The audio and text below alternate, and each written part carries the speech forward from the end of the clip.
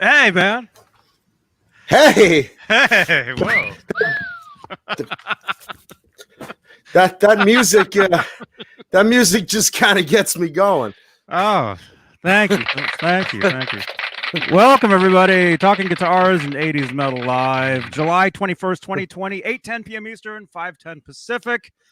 John Mancuda. Hey. There he is. Hey, man. Nice moves. Yeah. I don't know where that pink whip came from. That's I found it somewhere. Oh, man. In my bedroom drawer. Whoa, 60. We got 55, 60 people watching. Wow. Thank you so much, you guys. And before we forget, thank you to our executive producers, Charles Green, Joe Christian, Thomas Santiago, Music Therapy Laz, Mike Neese, Michael Smith, and Steve Carmichael. Steve Carmichael? If you're watching us on YouTube, those are our top tier of the channel members over here. Those are the big bosses. They are.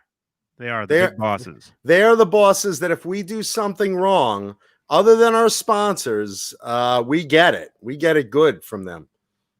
We get the wagging finger of doom. Don't you do that again. Your unwholesome radio and TV show, your unwholesome YouTube, you're unwholesome as a podcast.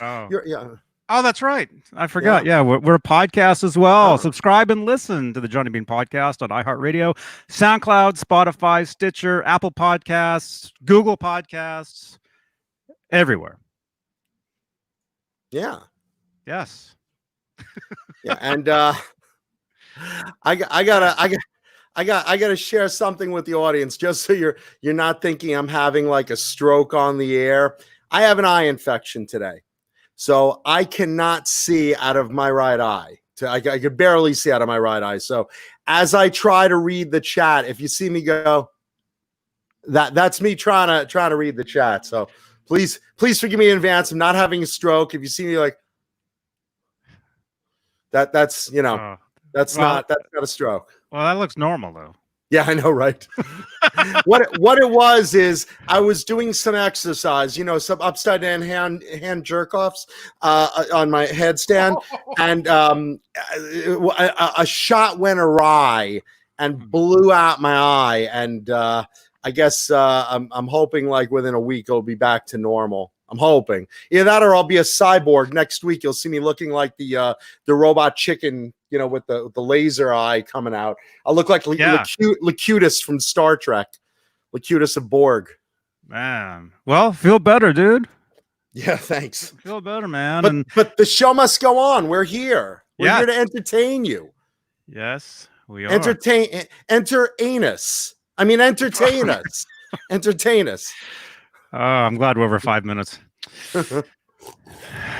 That's about as good as the show gets, folks. Yeah. So do you want me to read who's in here? Can you read please, it? I can let's try it. Get it on the big screen. Let me give it a shot. These are other. I can't actually. I can do that. Let me let's see. Facebook. Let me jump in here real quick with the other computer here and I can put the chat on the screen. Eduardo Moreno Porto wants me to use a pirate eye protection patch because it's fashionable. Yeah, so I'll come in here. Arrgh, I just blew a load in me face. One-eyed Willie, the pirate.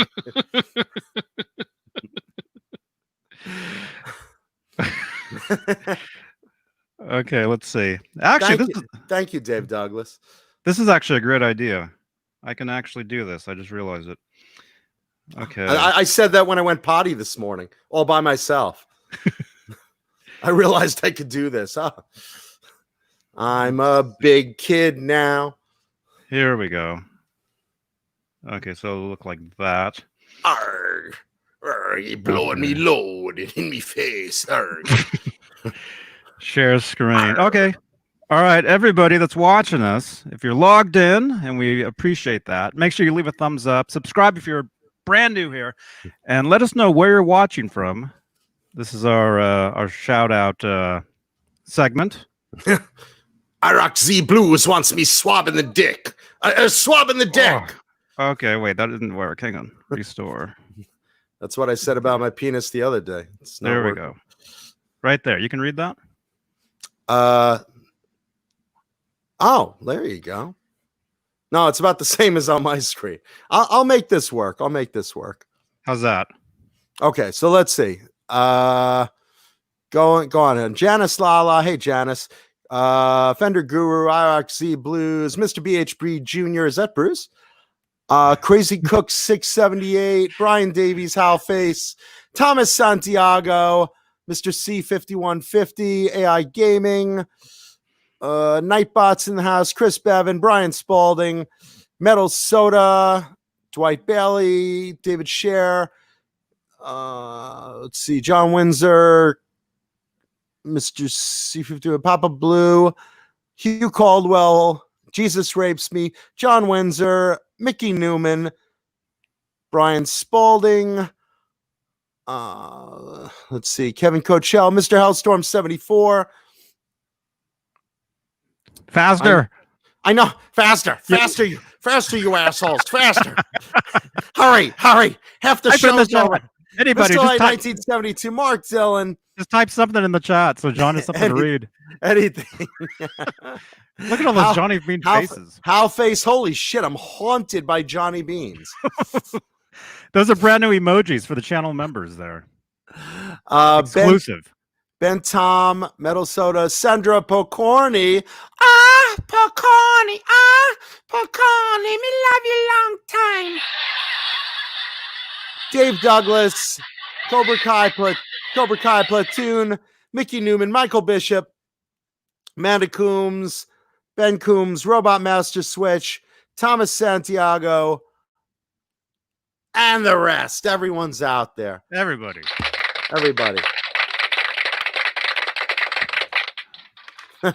Awesomes. Awesome cool. possum. Awesome possum. That was awesome. That was great. I think Paul's going to join us in a little bit, right? I think Paul's running late today. Yeah. Okay. Yeah. And by the way, my back is feeling better. Anybody that's wondering, last week I hurt my back and it was awful, but it's much better. So thank you everybody to your your cards. For your well wishes. Yeah. Balloons. Well wishes. And speaking of well wishes, I want to take a serious note on the show. Well, actually, two of them. First of all, did I hear something that Jay has some issue going on? You didn't know that? I did not know that. I caught Friday late, and I heard he had some health issue going on that he announced publicly. Can you elaborate that real quick? Or? He did, right? He did announce that. He did not? In the chat, did Jay announce? Am I breaking news? Maybe. Did Jay announce something on Friday, you guys? If anybody, if people in the chat know. Someone told me that, so I'm assuming that he's Jay, in the show. Jay, are you watching? And yeah, where's John Biel? I know Jay comes in on sometime during the show. Yeah, Kurt S5150 said on Friday he said something about his heart. That's what I heard. So what's going on with that? Is he okay? Yeah. Okay. Yeah. He well, yeah, I just want to make sure everybody actually knows. Yeah, everyone's scrolling in the chat. Anything. So everyone's scrolling in the chat. So okay, yeah. He had some surgery. I came in late on Friday, so I wasn't I didn't catch the whole show.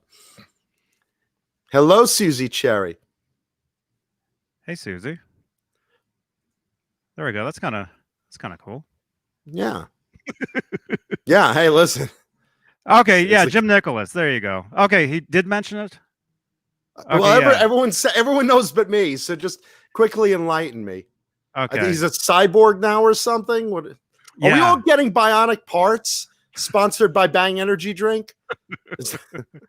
Bangonic Therapy Laz, Fruitcake Tony, Crazy Cook 678, Vista Light 1972. So what's going on? Is he okay? He's doing good?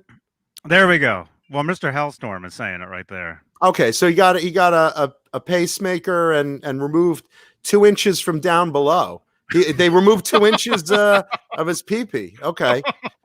Can I have it? Can I have it? Because then I'll have 4 inches. Then I'll have 4 inches total. So I could really use whatever Jay can spare. 2.5. All right. Well, look, my point is I had to know because I want to wish Jay well. So that's part one. And part two, let me just raise a toast. You could take the chat off there right now. I just want to raise a toast and give tribute to Dave Nez, who announced on Friday that he left the show. And, obviously for health reasons, as a lot of Dave and I are friends for many years. And, Dave got me into this crazy Johnny Beane world. So I just want to take a second and give a Bang Energy drink salute and cheer and toast to my buddy Dave Nez. I wish him well on all future endeavors, including his own Thursday show, Nez Says. And I will miss you on this show, my friend, and I hope your health improves. Much love to you and Desiree. Here's to you, my dear friend, Dave Nesdahl. So, yes.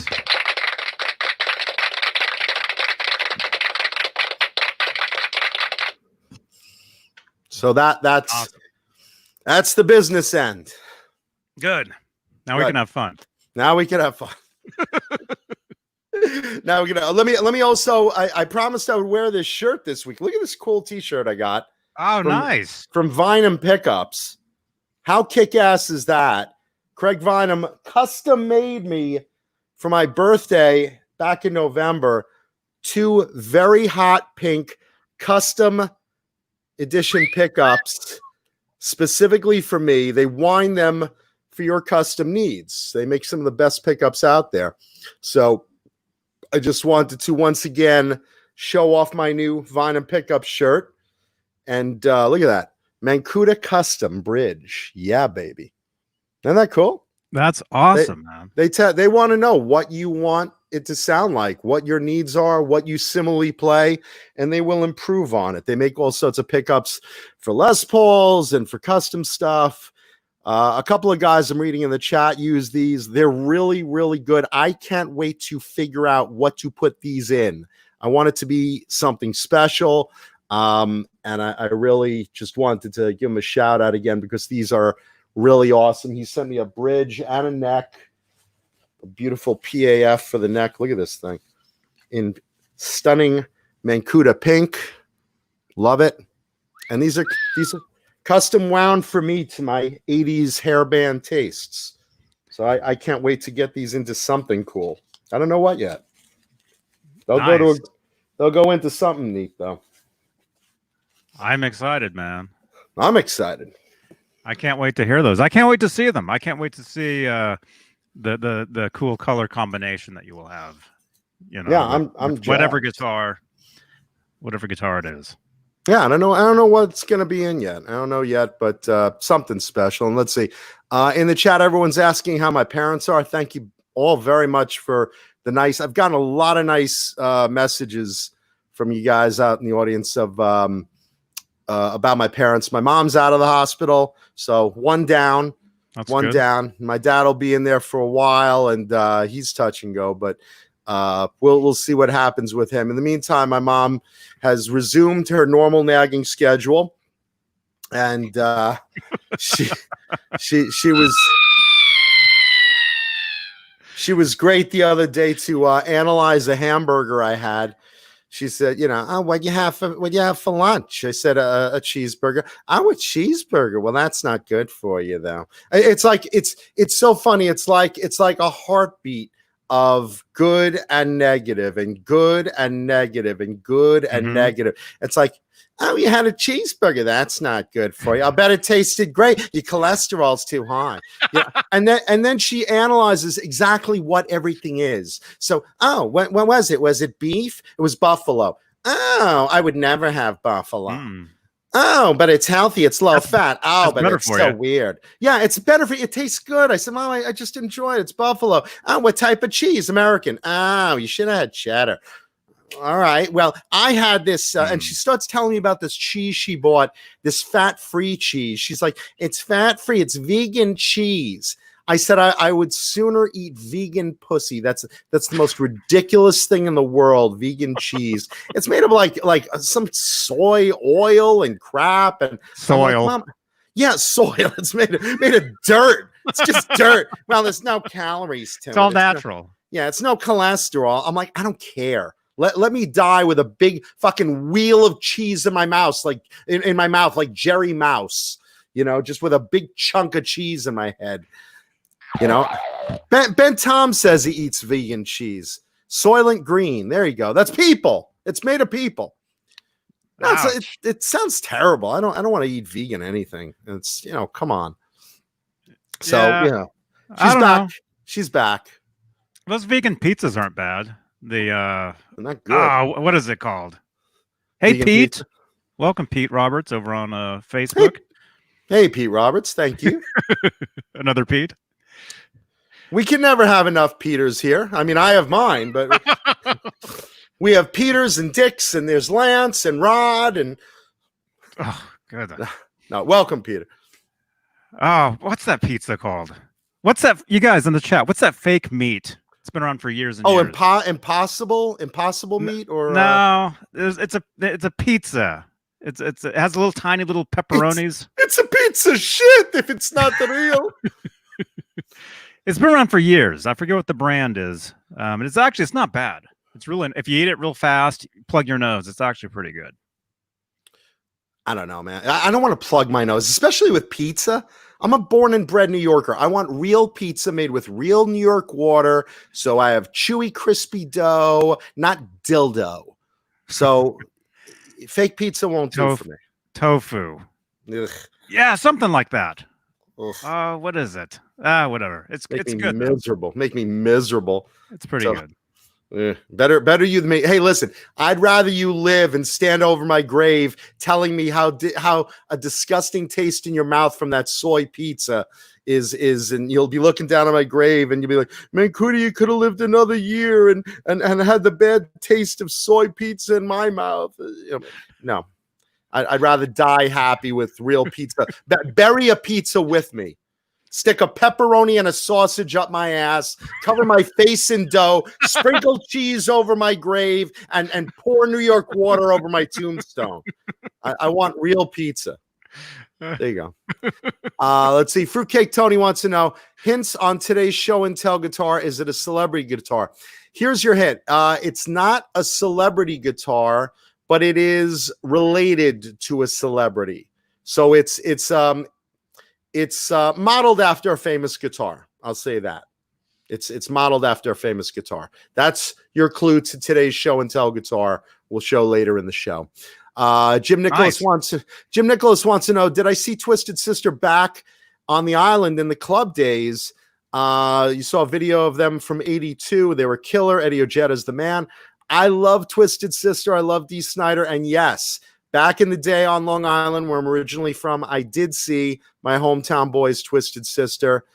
And I think I told you guys the story of, did I tell this, Johnny? I think I said it before. The story of Dee Snider ahead of me in the line at the drive-thru of Starbucks. No, but this is me. You'll get a ding in a second. That's me. That's for Paul. A ding. A ding. Yeah. Oh, I just sent him the link again. So he didn't have to scroll. No, you didn't tell us the story about Dee Snider in the line at Starbucks. That sounds interesting. Yeah, this is fun. So I'm in a drive-through at Starbucks, and I think I was with my girlfriend at the time, and we're wondering what's going on. There's some commotion of the car in front of us. It was like a Land Rover or something, and the you see, like, it looks like the guy's yelling at the cashier and the guy's smiling and waving, and it's like some incidents going on between them, and you could see the driver's getting frustrated and just hands him the coffee back and screeches off. So I drive up and I say to the window guy, I see he's cracking up laughing and the guys behind him are laughing, and I'm like, what's up? He's like, did you see who that was? I said, no, who was that? It was Dee Snider from Twisted Sister, the singer. I said, oh, what happened? He said, we purposely gave him the wrong coffee order. I said, what? Why the hell would you do that? Well, we hand him the coffee and he takes a sip and he's like, that's not why I ordered. And well, here.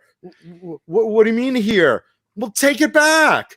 So what are you saying, D? What are you talking about? Give me my coffee. Give me the right coffee I ordered. So you're not gonna take it? And he's like, you're an asshole. And he just scoots me away. Man, yeah, that sounds yeah, did they film it? Did it end up on somebody's TikTok? No, but again, I just witnessed it, and it was just like I just saw the frustration in the faces, and I was like, "Poor D." And then I spoke to it was either D's son or nephew, I forgot what, and he told me another story, and he's like, there was something where they took his school bag and they snuck like a rock in it. And he gets his school bag. He's like, so heavy. Why is it so heavy? And he's like, what the hell? Who the hell put this in here? And they're like, I want a rock. It's just, he's like, the pranks just go on and on. So yeah. And I love D. So, D's outspoken. D trolls Twitter all the time. He looks for someone just like, saying something about music and then just rips into them. So these kind of really fun, Brian Davies wants to know, how can I survive without proper Sicilian pizza from New York or Long Island, living in Los Angeles? Well, as you know, normally I go back to my parents' house in New York a couple of times a year. But with this COVID thing, I haven't. So I haven't been willing to endanger them. But yeah, I'm dying for some good pizza. There's one place out here in LA. I'll give them a quick plug. It's Village Pizzeria in Larchmont. The owner, Steve, he's from Brooklyn, and he flies in a dose of New York water to make the dough. So it's actually good New York pizza here in LA. The one place I can get it in. And thank you, Sandra Picorni. You're right. We would love some more thumbs up. If you guys are watching right now, take a second, leave a thumbs up, because it doesn't cost anything. It costs nothing. So yeah, if you could leave us a thumbs up, we'd appreciate it. Yeah. So that's my New York pizza fetish. There's no good bagels out here though. So yeah, I'm suffering like a motherfucker. Well, there will be the day where you can go back and have pizza and bagels. I know, right? All day, I know. All day long. And that's what I do when I go back. There's a bagel shop that's open 24 hours that I go probably almost every night, literally.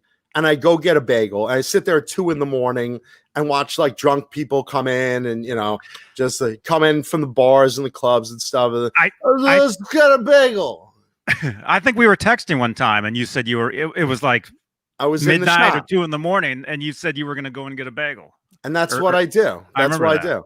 And like every other day, I probably have pizza when I'm in New York. I'm like that big a carb addict, even though I'm like a carnivore. Like through the day, every day I have to have some sort of meat or fish or chicken or something. But I will always have, when I'm in New York, pizza, bagels, bagels, pizza, bagels, etc. Jim Nicholas wants to know, what year did Eddie Ojeda get that pink bullseye Charvel? 1979. His was one of the first Charvel custom shops out there. And I had on the show, previously the anniversary replica the custom shop made of that guitar that I own now. They made it for NAMM. So I have that exact copy of it, made the same way they did in 79 with the original tooling. So that's it. Let's see. Looking through the chat as I squint, please apologize. Let's see.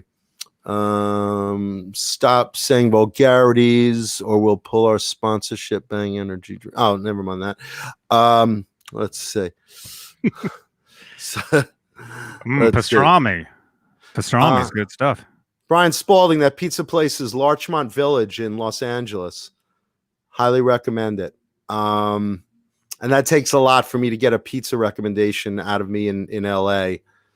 Halface wants to know, how many bagels can I eat in a day? What I do is I take the bagels, and first I have a ring toss on my dick.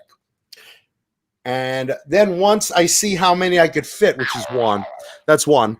I usually eat the one off my dick, which already has natural cream cheese on it now. Oh, And gosh.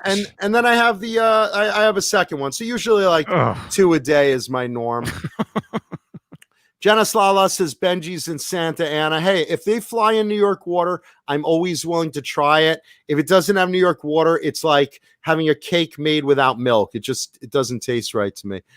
Yeah, Fruitcake Tony brings up Dee Snider put Tipper Gore in her place back in the 80s. Dee Snider testified against the PMRC, the parents group for that put on those warning labels for vulgarities on metal albums. Dee Snider testified against them in Congress, or was it in front of the Senate? I forget which, Senate or Congress, when they were having those hearings for those PMRC labels. Do you guys remember those warning labels that it kind of backfired? They put these warning labels for vulgar lyrics and sexually explicit lyrics on the albums, and the album sold like 4 times as much. Yeah, because it made it more exciting. Yeah, because now I wanted the metal songs with better lyrics. I wanted the ones that said, hey, let's do coke off this girl's tits. I wanted those songs. So yeah, I looked for those labels. That to me was the parental sign of quality. Yeah. That said it was good music. Yep. Yeah, and it looks like Frank Zappa was involved in that too. There he is. And thank you for those in the chat that are putting up "We love Blue Rhino." Blue Rhino loves all you guys. Awesome. Let's see. Looking. I'm trying to read the chat with one eye. It was the Senate hearings. Thank you, everyone. Yeah, Al Gore has to deal with Tipper Gore. What a shrew.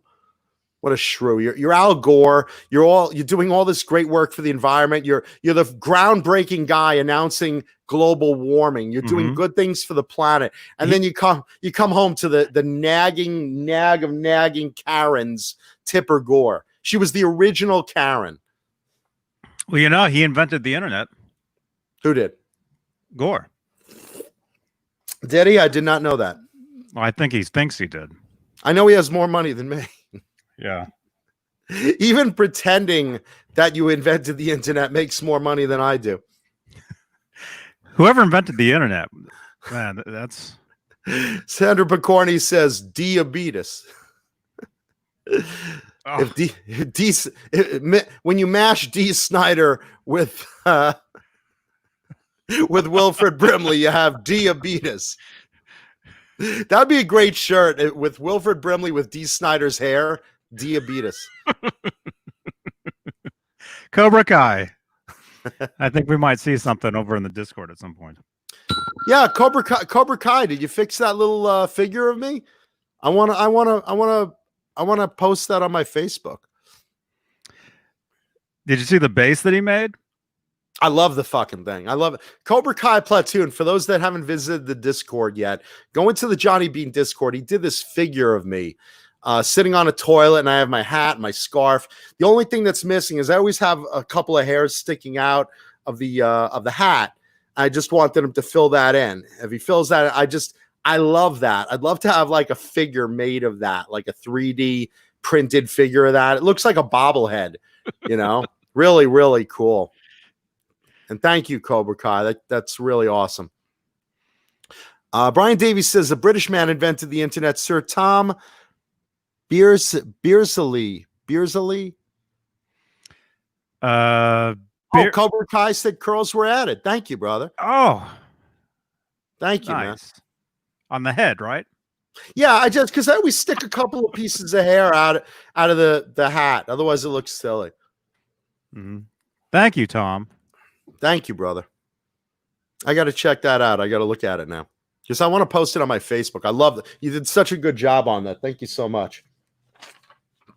So let's see. Let's hit a little bit of music news because we got a couple of things to talk about, and we could talk about more when Paul's here later. But let's start with all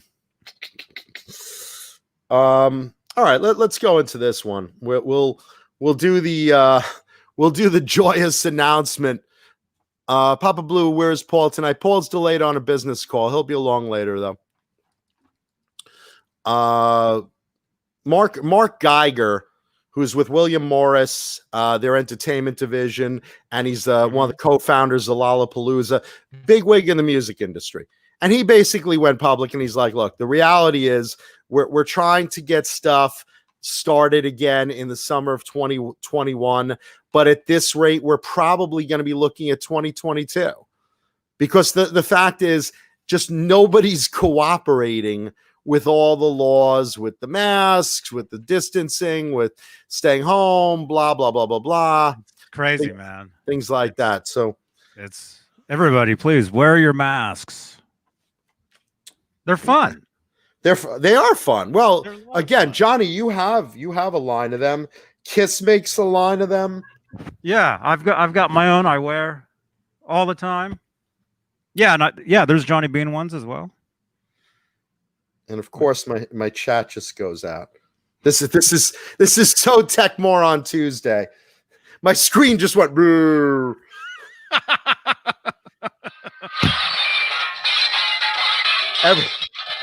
Our budget is that of a small homeless man. I swear. I guarantee right now on Skid Row there's a tent that's doing a better podcast quality than we are. I guarantee. And better content. Probably. And better content. Most likely. Why did this even go out on me? What are you looking for? The chat? Yeah, I'm getting it back up. I can't get it up. Oh. That's my quote of the day. I can't get it up. All right, let's see. Coming back. That's my quote. Of course, there's the fucking volume because nothing's complete unless I fuck that up. Okay, so now the chat's back up. You ready, Paul? Why is this not charging? Why is everything screwing me? Jesus Christ. Nothing brings down the quality of this show since I joined it. I know, everybody's leaving. Yeah. Hey, Amanda Coombs. Hey, everybody, please welcome from I think you're in Phoenix, Arizona. There's you thought the show couldn't get worse. Oh, look at his shirt. Yeah. Now look at that badass thing. Diabetes. We were just talking about Wilfred. We were combining him with D. Snyder into diabetes. I've got diabetes. Yes, it's diabetes. Oh my gosh. Yeah, I'll bet at that Starbucks they didn't want to give him sugars, so he didn't get diabetes. I can't eat no cookies anymore. Because that's the price he's gonna pay. Let's see. Say hello to diabetes.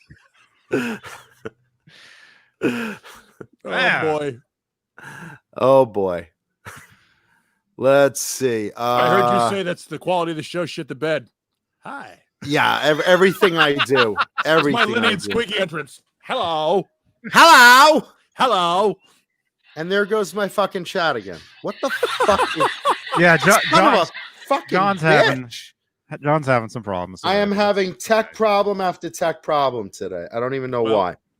On the positive tip, it's HIV positive. Oh, come on. Really? For the kids. It's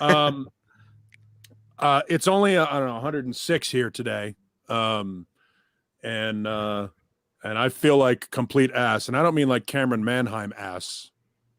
You know, because that's complete ass. Or you mean you're craving ass? Like a woman's ass? No. Oh, I mean, who doesn't do that? I've already got a request from Juan Lanzavecchia. Wants a Jean Simmons impersonation, so we'll start off immediately. Yes. We just want to do it for the fans. Because this is our final time. A nominal fee. Of course, we're charging everyone a nominal fee out there. Robot Master Switch did ask if I've ever fronted any metal bands. Yes, I actually did. And until grunge fucked it up for everybody. It was more of a hard rock band more than metal, although we could do metal. We chose not to. Thank you. But yeah, no, it was, I mean, shit. I mean, I still, in fact, Dane Zimmerman gave me a guitar I'm supposed to whip out for you today. Whip it out, please. Nice. Whip it out. Take my heart. You wanted it from the start. That's a little Ace Frehley reference there for you. Whip it. Whip it good. He gave me a guitar to show off. Although I'm like, that's Mancuta's thing. You just take it, man, and let him see it. He gave me a boner. Oh, I got a rock. So at some point, I'm like, well, we'll do it next week because I know we have a short show this week. But he gave me an '88 Dennis Klein Beretta with one. It's the graphic on it is one of only two in existence. As you know, Klein did a whole bunch of different graphics, but this one is an F Series '88 Beretta, American Beretta, with like a Japanese, type thing. So I'll show it next week. So that's a teaser for you. It's an excuse for you to join next week. Yeah, please come back. Yeah, regardless of what we do today, regardless of all the shit. This show's shady. Yeah, it's really shady. Please come back. Please come back. Please come back. So have you been playing that guitar? Yeah. Yeah, it plays well. I'll whip it out at some point. You might whip it out right now while I'm fucking with the chat. I'll go get it. Why don't you whip it out right now? It's supposed to be a guitar show. What do you say? Well, it's guitar and metal. Whip it out now. All right. I'll go While I'm playing with my chat that's fucking me on Techmore on Tuesday. Do you believe this? It's like I can't. It's like God doesn't want me to see the chat no matter what. It's like I'm half blind in one eye today, so I'm like reading it by squinting. Then it's like, no, it's not working. There you go, man, Kuda. What are you? A Scorpio. What do you ask? What are you looking at? Browsers.com. Does that help? No, because it's like or was there something you were trying to find? My entire iPad just went down. Yeah, my entire iPad just went down for some reason. Oh, Jesus Christ! Probably all that liquid I had on it earlier, if so to speak. Let's see. Maybe if I plug this in. Uh-oh, you guys are seeing comments you shouldn't be seeing. Oh, geez. There you go. Man, Cootie, you're a jerk off. Thanks, Mom. I told you never to go on that show. I said nothing would ever come of it. Wow. 102 watching. How many thumbs we got? 50. Yeah. How many people can I be a fool in front of right now with all these malfunctions? Jesus Christ. It's all good, man. So we got 50. So we're halfway. Just need 50 more thumbs. We'll make our 100 thumbs for the night. That's our quota. Yes. Paul, show everyone that guitar while I'm botching up the show further. He can't hear you yet. Oh, good. Is anything working tonight? Anything? There we go. Look at that. So there you go. Oh, that's cool. Dennis Klein. Oh, that's nice. Yeah, it's a Dennis Klein Kramer. Zero in on the graphic a little bit. Yeah, Bring the graphic to the screen. Let's do that. The graphic is now it's a little beat up down by the trem. See the chipping? Oh, that's cool. But this is one of only two with this graphic on it. That's a katana. And what's the word on it there? I don't know. It's something Japanese. I think it stands for no turn on red, but I'm not sure. I'm not sure. Or not at all turned on.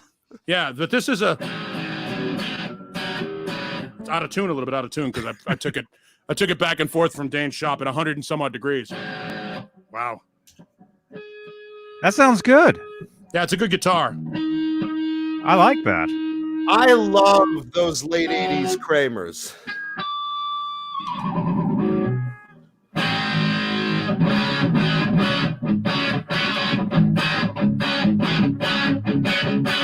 That's it. We're done because we'll get flagged. Yeah. We're already flagged. We get flagged We get flagged literally just minutes into these because I open my mouth and spew foul language. Yeah. Well, if we're getting flagged.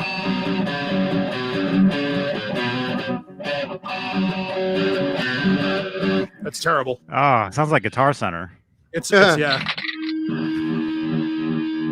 Free bird. Hey, what?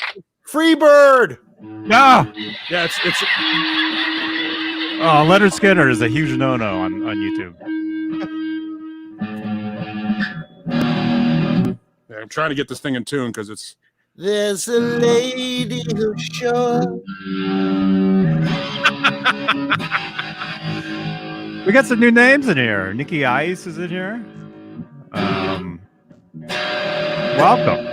Yeah, everyone that is seeing this show for the first time. Everyone that is seeing this show for the first time is wondering what the F. Oh, stay in tune. This thing is beat up. There we go. Okay. Well, it looks good. Oh, here you go. For you, John.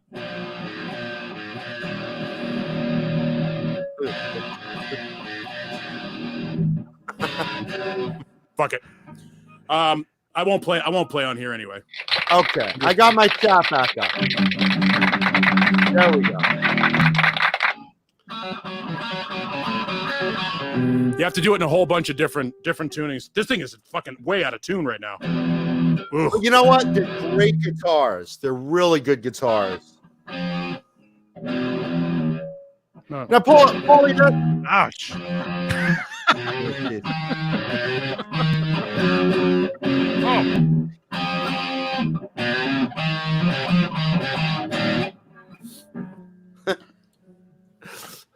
It's that moment where Bugs and was it Yosemite Sam are playing the xylophone? No, you long your glute like this. That moment. No, that thing's a nightmare. But when it's in tune, it sounds great. Why is this frozen? Jesus Christ. Okay, now I have my chat. Now I have my chat back up and it's frozen. Jesus fucking Christ. Okay. Let's The only place it's not frozen is where Paul is. Yeah, no, it's hot as hell here. Oh, it's totally hot. It's so nice here. All right, let's nice. see. So Kevin Bethel asks, it's actually running through a completely unset up, just plugged into the wall, everything flat, JCM 900 2x12. Dude, I could hear that. I could tell you were playing through a good amp. You could. It's a decent amp. Yeah, it's just not set up. You could hear the tone. I mean, you could hear the what do you call it? Like the growl. Yeah, it sounds good, but not right now. That thing it's been sitting in a case now for a day or two, and it sounds like shit going back and forth from Dane's shop. Well, it looks good. By the way, I see David. It's all about looks on this show. I see David Nez. Speaking of good looks, I see David Nesdahl is in the chat. Now if I could just get my chat on screen. All right, let's try this. All right, I'm almost done with this. Like my career, I'm almost done. Oh, I'll put this thing away while you try to figure that out because I don't want to leave it out and have the dog knock it over. It's not my guitar. Oh, I think I got it. Okay, my chat's back up. Now that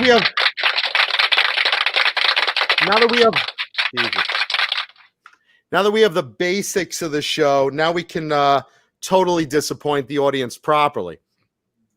Okay. Let's see.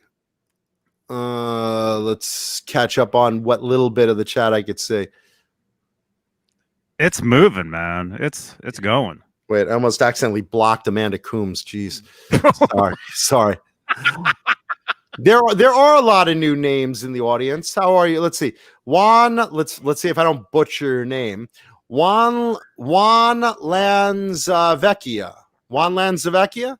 Am I fucking that up? Or does that sound okay? Welcome, Juan. Let's see. And who else we got?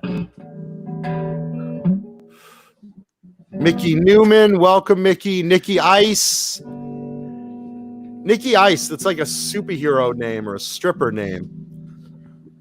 Welcome. Who has Headstock Harem? That's a great name. Yeah. And actually 103. 103 thumbs up? 103 watching. Oh, Jesus. We're at 57 thumbs ups. Okay. All right. Well, if we could get to 100, I'd appreciate that. Okay. Juan is watching in Argentina. Welcome. We have viewers all over the world. Nice. That's great, man. Juan, what time is it in Argentina right now? Sammy Reynolds, how are you, man? Sammy. Juan, what Why don't time? you call Sammy? Yeah, why don't you call Sammy? All right. And Dave Nez in the house and a lot of other wonderful people watching. It's different. Somebody else's guitar doesn't feel like your guitar. Your guitar always feels like home. Mickey Newman in Liverpool. Nice. Welcome, Mickey. Welcome, man. Thank you. Yeah, I know what you mean, Paul. Your own guitar is what feels normal. Someone else's guitar just feels like you want to be careful with it, you know? As he starts smashing the Kramer, it's like, how much does he want for that now?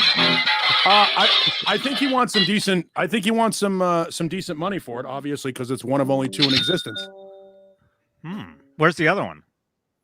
I don't know.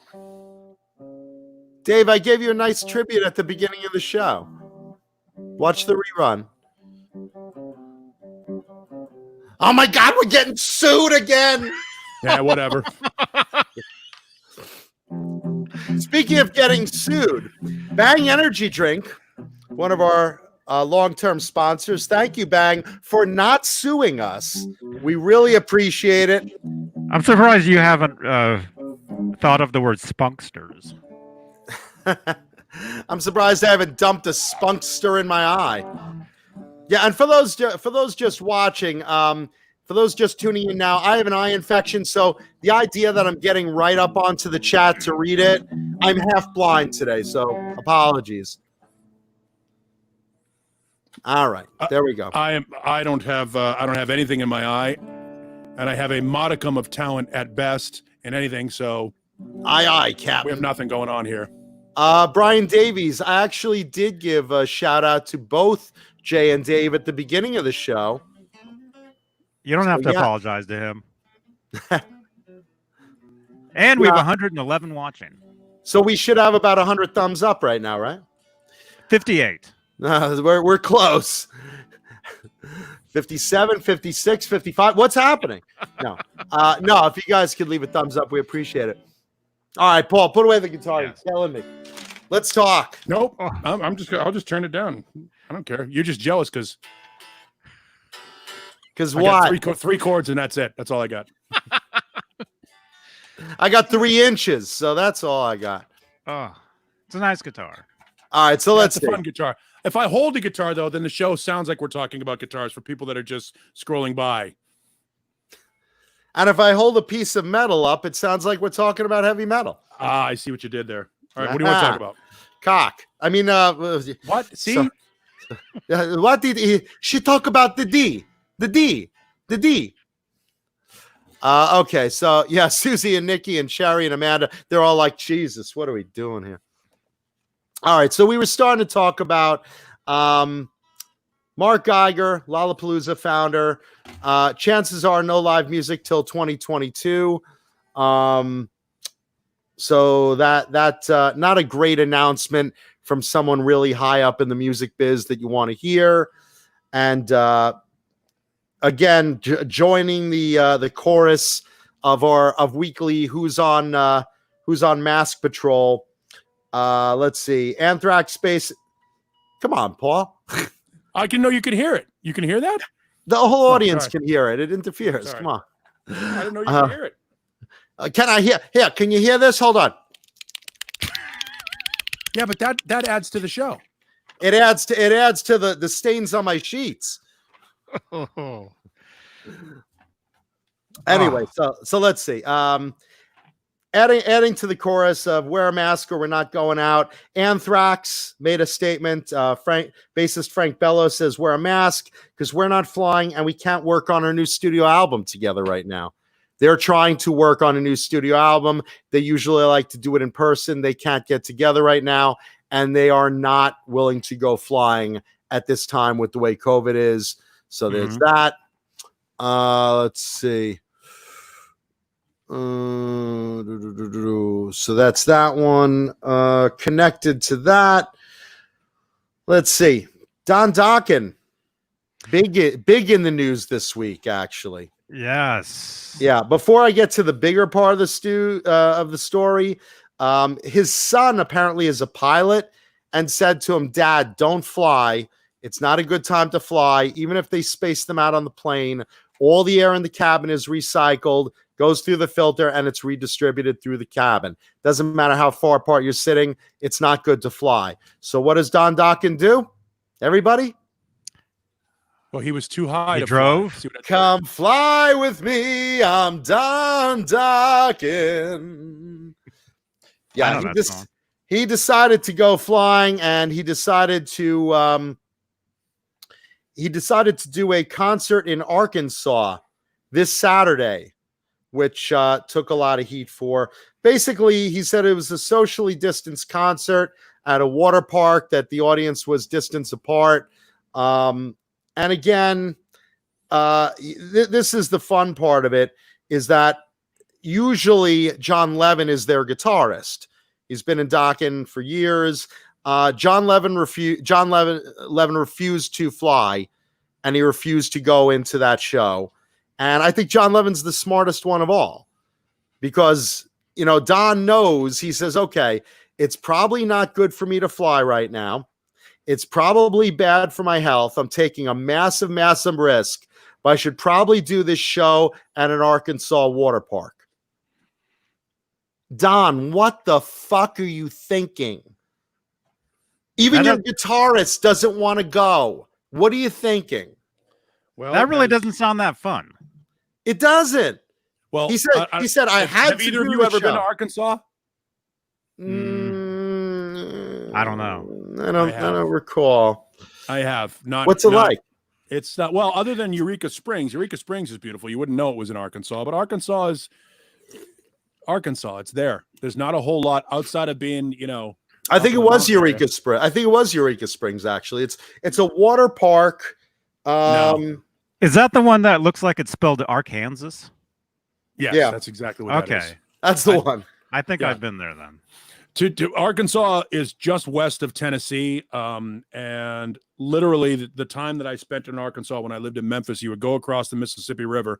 West Memphis is technically in Arkansas, and there are river people there. Like literally, you pull off I-40 and go down these like little dirt roads, and there are people living in 1972 primer gray Dodge vans with the windows, the curtains on the windows and the back doors open and the pot of beans cooking over the fire. And it's not ironic; they're not camping. That's how they live. Is that them tailgating for Don Dokken? It could be. It could be. Obviously, Don must have been under the weather. That explains the sound or lack thereof. Yeah, that's another part of the story. Well, let's see. To fill in the gaps, they got Reb Beach to fill in as guitarist. John Levin's smart. John Levin's at home watching on YouTube saying, "Holy shit, Don cannot sing." By the way, it was. I believe it was on this very program about a week or two ago when one of us was shitting all over Don Dokken's ability to sing these days. And another one of us wasn't me. Oh, it's probably me. Was defending his ability to sing. And it's, he's never been a fantastic singer. He's, his microphone and his PA has always been boosted and all that stuff. And unfortunately, the reason why he's out touring is because he's only got 3 or 4 shows left in him. Well, again, they were scheduled for a whole run of shows to play Dokken with Lynch Mob and then an encore of like 5 songs with Don and George Lynch together. So the original Dokken lineup, those all got canceled by COVID.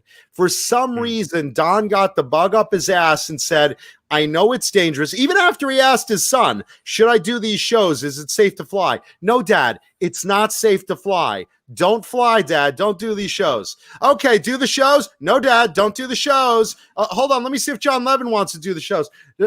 John, are we on for the shows? Nope. Don, I'm not doing these fucking shows. You crazy. I'm not doing the Arkansas show. No. At a water park? Fuck you, Don. No, I'm not doing the show. Okay, I'll do the show. Who can we get as guitarist? Reb, are you available? Well, I really don't want to, but great, Reb, you're in. So he decided to do the show. Look, even socially distanced, this is dangerous. Don is not in good health. He's just coming off of spinal surgery. He's getting up there in years. And again, it's not a safe time to bring people in to these super spreader concerts, even 6 feet apart or whatever. None of them were wearing masks. It's not a good situation. Don, you're endangering yourself, and not for nothing. I hate to say it. You sounded terrible. You can watch they're playing like drop C. Right. Yeah, what are they playing in drop C? They're like so low. It's like, in my dreams, it's still the same. In my dreams, it's still the same. Love is strong. It still remains. Thank you, Reb. Yeah. And make no mistake. Reb sounded terrific. Reb Beach is Reb Beach. He's a killer guitar player. Don sounded horrible. Kelly with 3 L's. I will stand by my statement. Don Dokken cannot sing. Go to the video. Just go to the video. You're done. Go to the video. Well, it's hold on. Awful. Let me defend what Kelly's saying. Don back in the day was a good singer. I mean, he wasn't a great singer, but he was a good singer. In the studio, Don could hit the notes. Yeah, live right now, I love Dokken. He can't do it. Right. I mean, it's really sounding terrible. I hate to say it. And Levin's a great guitarist. There are very few Paul Rogers in the world. There are very few guys that can still bring it to a certain degree. I mean, Sammy Hagar is even starting to lose it at 72. God help him. How can we possibly expect a 72-year-old to sound like he did in 1985? The reality is some guys can hang in there longer than others. Guys like Tom Kiefer don't. Guys like Axl Rose don't. Guys like Brian Johnson don't because the Screamers. Of the way they sing. And Don is not a properly trained singer. And if you listen to stuff like Kiss of Death, you can hear him grading his vocal cords at the end of that song, hitting those notes. Because when you hit those notes in that way, you're screwing your voice up. So it makes sense that a guy that age who hasn't been properly trained, who's been singing like that for 40 years, won't be able to hit the notes anymore. Listen to guys like Rod Stewart now. Awful, just awful live. When you have that rasp, it strains you. You get nodules, and Brett Michaels had a problem with nodules in his throat, and he had surgery, but he can still hit. He could still hit those notes. Some of those guys out there, they're guys who actually, the Graham Bonnets, the Glenn Hughes, the Steven Tylers of the world. And Steven Tyler even had to go and get retrained and get surgery and stuff like that because those guys have there's a reason why those guys are legendary singers. Ronnie James Dio brought it up with stomach cancer, was still able to bring it to about 80% of his capability. Don Dokken just is not that guy. He's never been that guy. And again, in the studio, look, I own everything Dokken's done. I love Dokken as a band, but live, he's never been a powerful singer. Jeff Pilson is the most powerful singer in Dokken. And thank God he's doing backup. Thank God. Right. And but even then, they're dropping the tuning just to kind of try to. But Don isn't even bringing it. I mean, it's not like he's even energetic on stage. He's kind of meandering around. He's kind of bored. It's like, why did you do that? Yeah, why did you do that? You guys could check it out on YouTube. There's a couple of shots. Some fans shot some of that concert. Is John Biel in here? Or John Brian? Anybody that's in the Discord, find some footage of that and put it in the Johnny Bean TV live section of the Discord. Yeah, I saw that video, but again, it's a video, and I mean, sometimes what you're hearing on stage isn't exactly what you're hearing out in the audience. It's Sure. it can Right. be very different, very different. But Right, you're within, also talking- Thank you, John. within reason. Yeah, because of you're the volume. But you're also talking about a condenser mic, you know, a loud room. You're talking about a microphone like that. That's, you know, like me. If I get off the microphone, it starts to go away. These other microphones, like Mancuda has a microphone that if you get up on it and you overload it, it starts to open up and close, and you get these weird phasing sounds. And that's what's on your cell phone. Your cell phone is not intended to be this. It's not intended to be something that you record your voice professionally with. It's a telephone. Yeah. So I mean, let's give them the benefit of the doubt there. A cell phone camera is, when it's recording the video, it's struggling to keep the sound consistent with all the different sources that are playing around it. It's a you know an automatic leveler, a normalizer that tries to, if there's silence, like if we don't talk for a couple of minutes, you'll hear Mancuda's mic will open up and you'll hear some of the room air. It'll start. Yeah, that's true. Mancuda shoved me up his ass. Help me! It's like the talking flute in Puffin stuff. And by the way, Evo 8, Wow. I will be talking later today about the Chris Jericho Sebastian Bach war that evolved this week, and I have a personal stake in that. So stay tuned for later in the show, because I have a lot to say on that. But we're on Dokken right now. But I have a thought on that as well. Cool. And it will probably it'll be interesting, because for those that don't know, I mean, you can't tell by listening. We'll talk about it later. No. But Johnny and John and I do not speak about what's going to happen on the show before the show, obviously. And so when it comes that's the up, excitement. yeah, it's when it comes up, when the Jericho Sebastian Bach thing comes up, I'm telling you right now, whatever we say, none of it was planned. None of it was staged. We don't even know how each other feels about this thing. So it could be fun. Oh, it could be very fun. Yeah. Expect fireworks. Stay tuned for fireworks tonight, folks. This is going to be a good episode, I promise. And tonight, I still have a show and tell guitar. It's a very special talking guitars and 80s metal with John Mancuda. I told you, it's not your baby. John, the lawyers have told me to tell.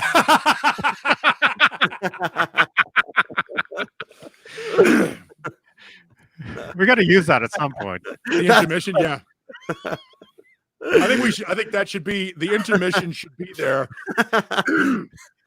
Yeah. I think the intermission should be there for whenever there's an awkward moment on the show, and there's just this awkward silence. When is there not? That's half the show. Chris Jericho's the father. Dun, dun, dun. Did we lose David Nez? No, Dave's. I think Dave's still in the audience. Yeah, I just haven't seen him in the chat in a while. I wanted to say hello. I didn't get a chance to say hello. I gave him a tribute at the beginning of the show because I love it, man. Hey, Gargets. Entertainment. By the way, 122 in the chat right now. Please take a second. 125. 125. 125 total. They're climbing like coronavirus cases. God. Take a sec. Just take a second and hit the goddamn thumbs up. We should be at 100 thumbs up like that. 65. Oh God. Oh, I thought you meant 65 in the chat. Oh, I thought we lost half our audience. I do this show every week. I'm actually just signing into YouTube right now. I do this show every week. I never do a thumbs up. I wish you would. We need your vote. Yeah. We need your vote. I'm logging in right now. So if you're watching, anyway, I'm going to continue talking about Dokken. Sure. So this socially distanced show in Arkansas, Don basically announced on stage, we're the only show that's going on this year. It's a small show, but we're happy to do it. And it wasn't even like a full audience. I mean, obviously, it's just a matter of a lot of people are smart enough not to go to see Don just shitting up the stage in a show he was phoning it in at a water park where you're clearly not really safe. It's not the time, Don. I love you, man, but it's not the time, you know? And kudos to Reb Beach for holding up that show because he sounded terrific. He really did. I wonder how much in advance they promoted that show. An afternoon. Like, Hey, you know what's coming tomorrow? Don Dokken. I wonder if those people, they were just already there, like they open up, like in some parts of the country, they don't take this as serious as, let's say, out here where we are, where it's very serious. I wonder how many of those people were there anyway, and they heard the music, and they're like, oh, let's go check that out. And that was the crowd. Yeah, I think, like, what's that noise? Someone's warbling. There's a group of people, a group of bands that have decided to tour in sort of opposition or in contradiction to what's going on right now. Ron Keel being another one of those guys that put out a video about how his band is going to play some shows in August. They're going to play a bunch of these different places. If you want to come, come. If you don't want to come, don't come. And I think that it's a desperation move at this point. I think that Don is in the same boat where he's sitting back thinking, look, man, I don't have much time left. We've talked about this for weeks, about how a delay of live music until 2022 could be the end of some guys' careers. Some guys, Don Dokken is 67 now. Obviously, in another 2 years, he's going to be pushing 70. 2 years older, 2 years more tired. He's not going to be able to do it anymore. So I think some of these guys, and I don't think Ron Keel is in that category. I just think he wants to work. But I think some of these guys are like, look, I have two choices. I can roll the dice now, or I can wait and never get another shot at this thing. Like athletes, you've only got so many good years in you. I think that it's just a desperation move, and it's worth the gamble to them. I don't think they're considering, you can't consider the millions of people that hear your music, how they're going to feel about it. It's all very subjective. You can't consider if people want to, and there's a small minority of people that don't want to be locked down, that don't want to, aren't willing to make whatever sacrifice some folks need to make this thing go away. They want to go out and live their life. They have an option. Is it safe? Probably not. But freedom comes with consequences sometimes. And I think that guys like Don Dokken and Ron Keel and a couple of these other guys are willing to roll the dice because time is an unrenewable resource. But you know what? So they want to go do their thing. Because you're endangering your audience too. You don't do that. I agree. You don't do that to your fans. You don't do that to your fans. Yeah, the fans are what made a lot of these guys' careers. It's all about, and nobody's holding a gun to their head. Nobody. And I'm just taking the contrary position to say, hey, the option is there. There are 500 channels on television. You watch about 12 of them, but there's still 500 channels out there. You have the choice. You don't have to watch them. You don't have to go see Don Dokken live. He's there, but you don't have to go. Well, the problem is we're never going to get through this shit. And this is what Mark Giger was saying earlier. Because no one is going by these rules, because we're not getting through this as fast as we could, new music shows are going to be pushed back to 2022. I mean, that's crazy. We're punishing ourselves, and Don is endangering not only himself, but his audience. I'm not for it. I mean, look, right now, I could go to a stadium, Jonathan Mancuda appearing, and you know how many people I want to show up? 0. I want no audience to show up, and I'd probably get my wish. Yeah. You know what? I'm on board with that project. I won't go. Thank you. Johnny, would you go? Would you go see me in a stadium right now? No one in the chat, right? No one would see me right now in a stadium, and that's it. That's the way I want it. John, so I'm very would be willing to attend. How much would attend for a nominal fee? Nominal fee. That's how. John, I'll bring the whole band for a nominal fee. We'll bring the whole band for a nominal fee. Nominal fee. I'll even have someone dressed up as Peter and Ace. Yeah, no. So that's it. That's Don. Now, in other news with Don, he announced, and this is terrible. We've talked about it on the show before. A few months ago, he came out of back surgery, and the nerves in his right hand, which is my main form of sex, my right hand, not Don's, not Don. It's my cream. It's still the same. No, even for Don, you know, this is really, really sad because His right hand had massive nerve damage. He couldn't play guitar. The doctor said, give it a couple months, give it a couple months. Well, you know what? It's been 6 months. He's not recovering. So his hand he will never play guitar again. He made a public announcement of it. And he's devastated. And here's the thing that boggles my mind. When did Don really play a lot of guitar? Maybe at the very beginning of Dokken, but he's not like a regular part of the show. Maybe one song.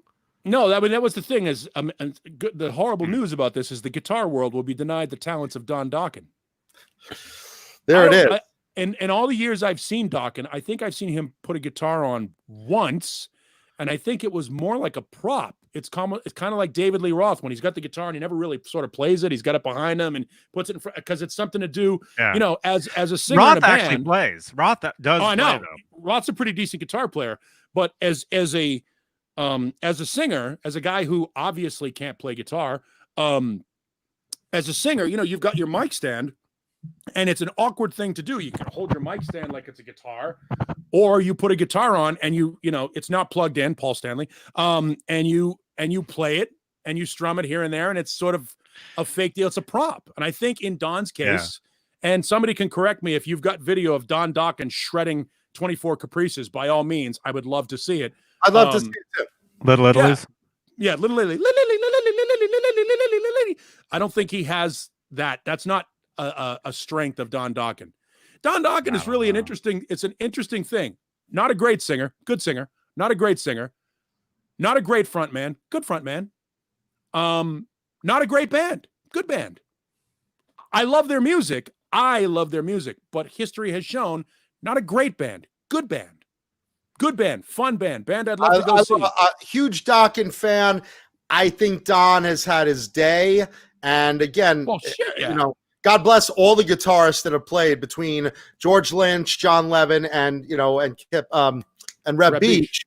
All three terrific guitar players, and the rest of the band tight, strong, and everything. But when Don sings, he walks up to the mic, and it's like, I'd like to see you when I'm at the bar, and then I drive drunk in my car. Yeah, I'm not up for it. Who's got blue?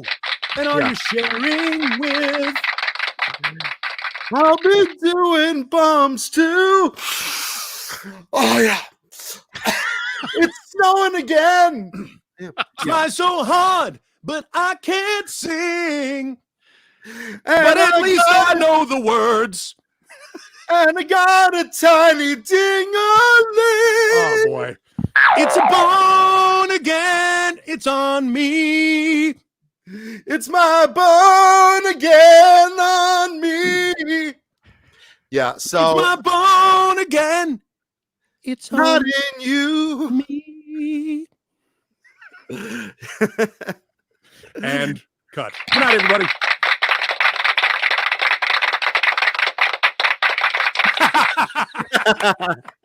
We'll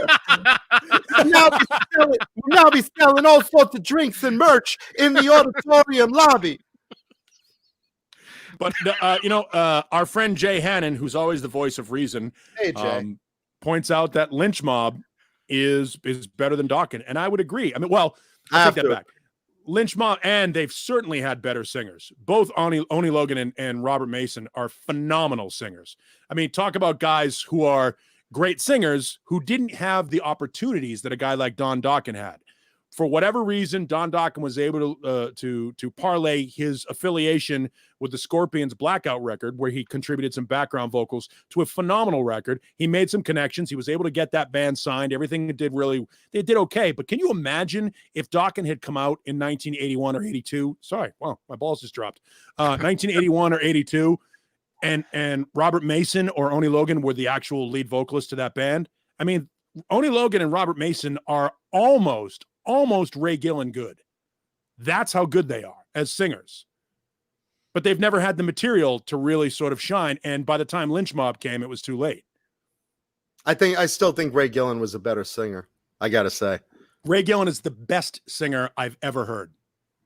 The best. Phenomenal. I think he was great. I don't think he was the best. Oh. But with that said, out of those. Did you ever see him live? Badlands, did I ever see live? No. Insane. Okay. One of the, You know what? I did actually in a club.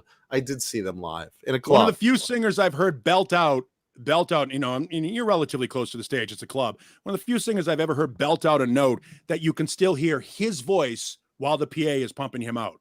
I mean, just no, look, he's amazing. I would put him, then Mason, then Logan. That's the order. Clearly, yeah. No. Ray Gillen is the best singer I've ever heard. Insane. But with that said, okay, look, Lynch Mob right now, I would say, is a better band than Dokken at this point. With that said, if you take all their studio albums of Dokken versus Lynch Mob, I choose Dokken. I think studio-wise, Dokken had better material overall. I think Wicked Sensation is as good as, if not better than, anything Dokken has ever put out. That record, yes. It's a great record. And I'm a massive fan of Lynch. I won't put that against, say, Tooth and Nail or Lock and Key. I like those two albums better. I think if you go song for song, go back and listen to them now because we're so removed from them. I mean, I don't know when the last time it was any of us listened to any of those records and to start to finish. But if you go back and you A-B them and listen to them start to finish, I think you'll be surprised. I haven't heard most of those. Right. So they'd be brand new to me. Would be an interesting thing, Johnny. Homework assignment. Between now and next Tuesday, report back what you think of. Listen to Dokken's Tooth and Nail record, if you have it. If not, you can obviously find it online. Spotify, all this stuff. Yeah. Listen to that and Under Lock and Key, and then listen to Wicked Sensation from Lynch Mob. And next week, let us know what you think. Somebody who's never really heard any of those records. Okay. It would be interesting to hear somebody who doesn't have any sort of an opinion or a bias toward either band, because, you know, John is always going to stick up for Dokken. I get it. And I don't really have a dog in the fight. I just, as a singer, I think I obviously favor guys like Oni Logan over Don Dokken anyway, because of the voice, because that's, you know, that's where I focus on. But I think the songs are every bit as strong. It'll be an interesting thing. I think it's a great album. I love Wicked Sensation. And make no mistake, that album came out at the same time as Dokken's Up from the Ashes. Don Dokken's and it crushes Up from the Ashes. Absolutely. Between when George Lynch left and formed Lynch Mob and Don Dokken formed Don Dokken, there's not a comparison. Lynch Mob was head over tails better. Clearly a better band. Way better. Without a doubt. Sure. You know, but I don't think that's, you know, again, that's not the great Dave versus Sammy or a Bond versus Brian argument. Sure. You know, we're talking about way down the list. We're talking about, you know, we're not even talking Motley Crue, John Corabi. I mean, this is some high level nerd shit here, but way more interesting than anything Disturbed will ever do in their career. What about In Excess? That goes with that. I don't even want to talk about it. You know what's funny? I got a message. I'm not even going to say who it was. Fan of the show messaged me and said, Mancuda, please make sure you don't talk about In Excess on Tuesday. I said, why the fuck would I talk about In Excess Tuesday? And they're like, well, Saturday's show, they talked. I'm like, yeah, okay, that's not going to happen on my night. It's not going to. Don't worry about it. I tried to reference Tracy Gunn's League of Gentlemen CDs. I tried to pull those out, like I was trying to get some obscure shit in there. Wasn't happening. We had been taken over from down under. Fuck that. No, it's all good. It's John's show. I had a blast with it. Yeah, I had a blast with it. It was fun. We love you, John. John Biel. Why is John Biel going under the bus for something McNamara spent an hour and a half talking about? Why do we blame John Biel for that? It was his guest. He invited him on. Okay, I guess we have to blame him.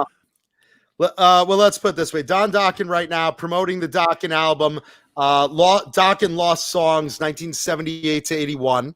Which I will buy. Yeah, I'll buy it too. Just to be a completist, because Paul and I both do that. This is why we're both broke, but have walls of CDs. We have walls of CDs. But yeah, no, we'll both be buying it. look, I'm sad that that Dokken is in that way. I feel terrible for him. If anyone from Dokken's camp is watching, look, we love Don.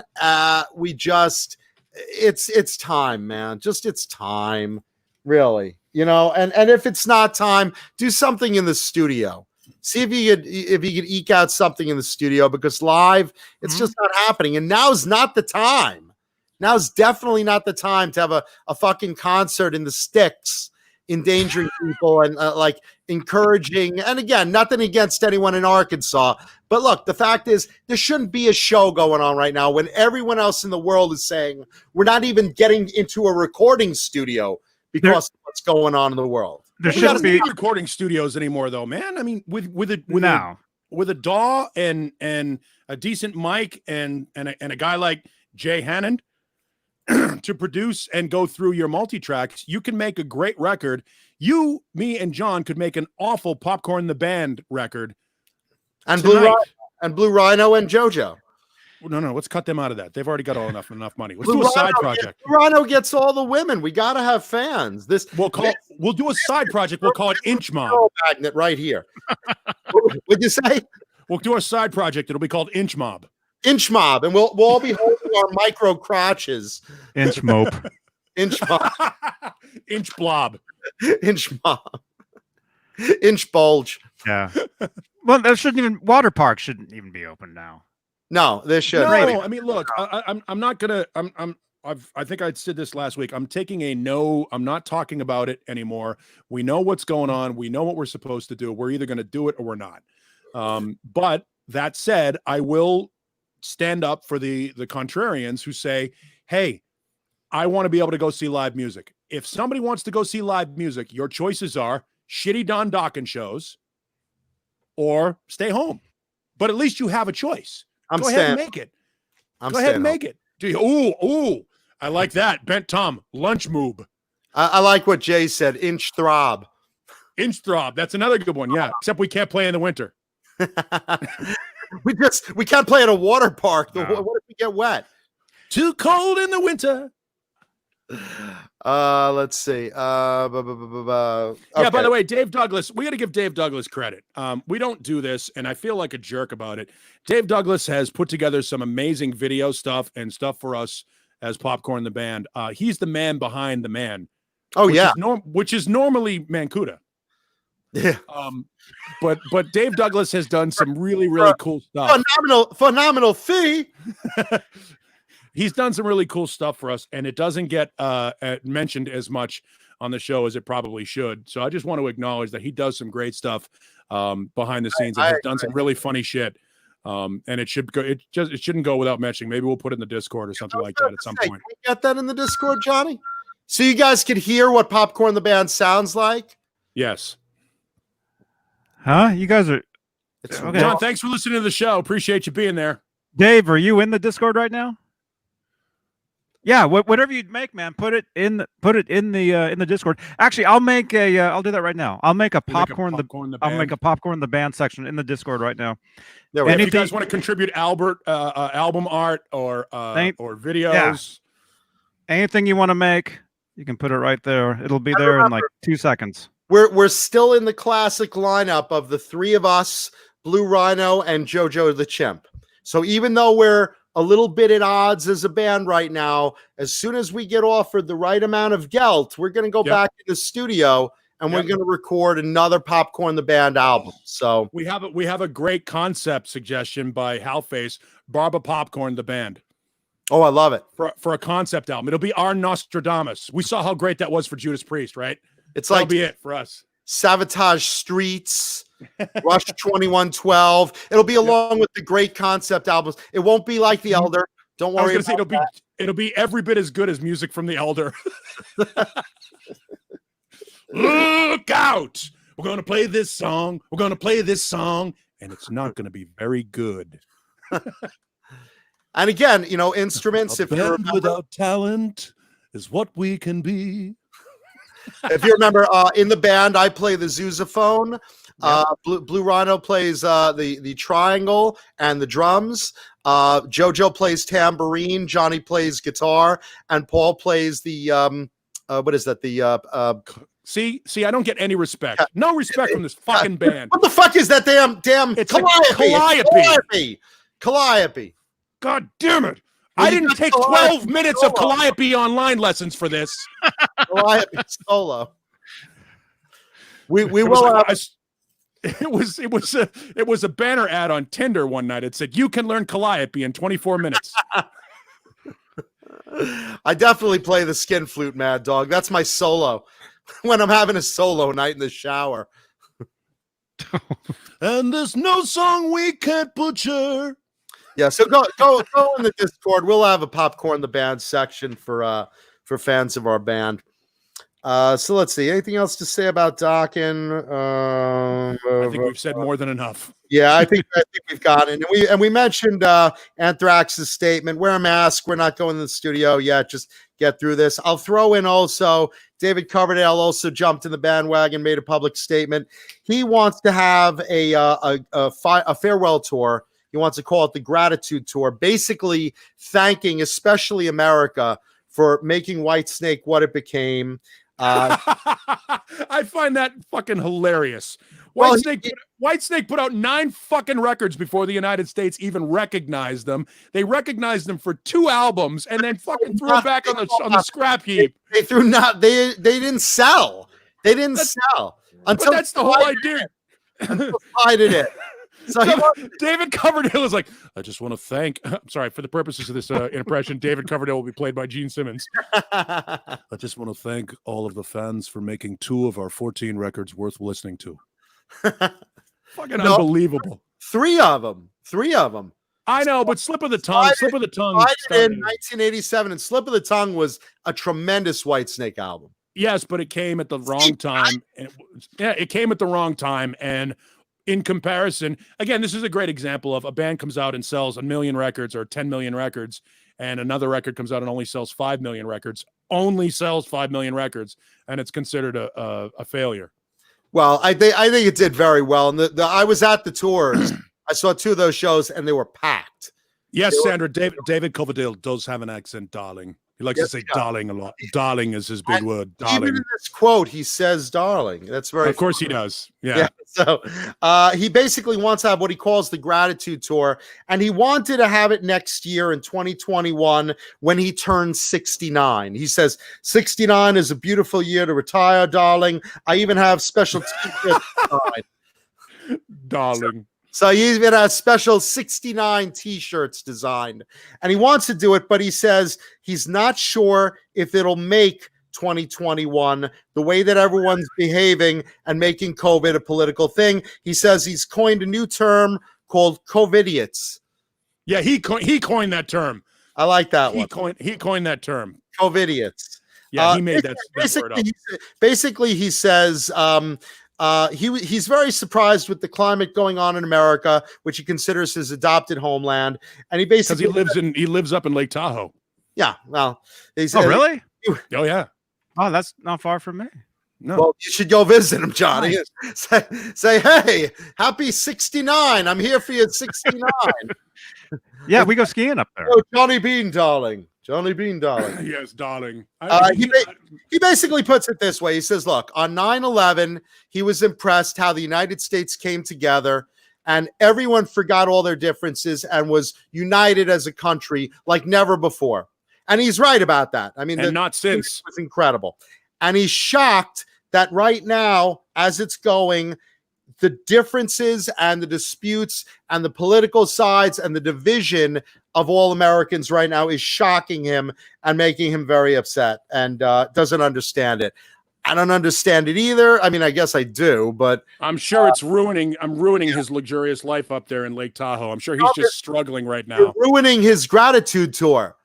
David Coverdale wants to have a 69 Gratitude Tour. I need more money, darling. Listen, if Tawny Kitane's giving 69s to random people in the audience, I want to go for that VIP experience. Not anymore. Yeah, no, I saw her. I met her. No, once she started punching Chuck Fidley in the face, I was done. That's the funny thing about it. That's a rare case in our in the music that we love of the female domestic abuser. Tawny Katane used to beat the shit out of Coverdale. He never hit her back, But she used to beat the shit out of him, and she went on to marry Chuck Finley of the California Angels, Anaheim Angels, Los Angeles Angels of Anaheim, whatever. How'd that work out?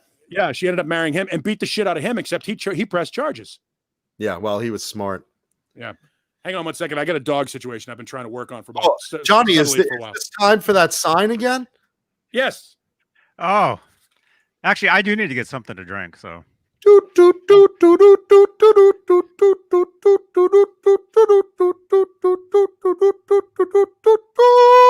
The Johnny Beane Show will return after a moment.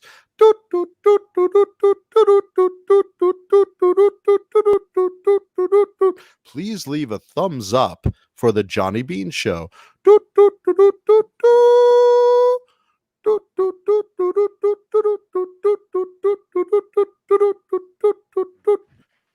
And we're back. Oh, I could use the bathroom. Oh, Jesus Christ. Johnny will be pinching a loaf soon. Those of you in the Discord, do you see a Popcorn the Band text channel yet? I've tried like 20 times. It's not letting me make it for some reason. I don't know. All right, well, let's see. I'm going to get into the Sebastian Bach and Chris Jericho story after show and tell, because that's going to take a while. That's going to take a long while. Maybe we get into it and then you intermission with show and tell.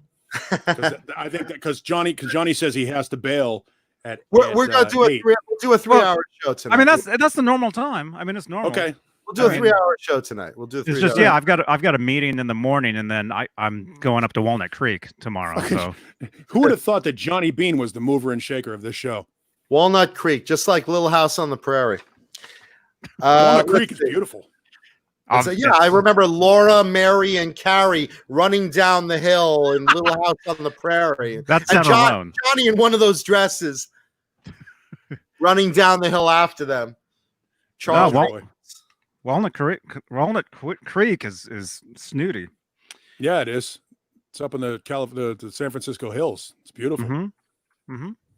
Let's see. We'll save that for later. Let's talk about Guns N' Roses. They've announced. We'll do two of these. One is Guns N' Roses.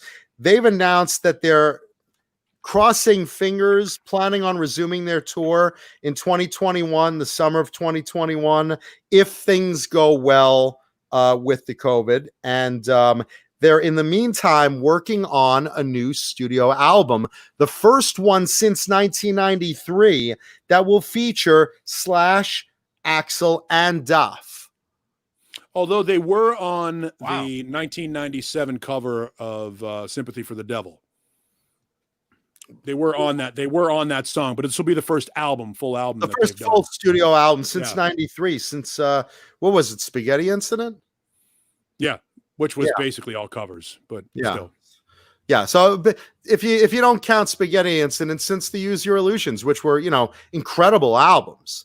Yep. I mean, really, really incredible album. So I'm looking forward to that. I mean, obviously they're really, really tight live, which is a pleasant surprise considering all the history they have of not showing up and not playing sober. And now they're sharp, they're clean, and they've had 4 years to play together since then.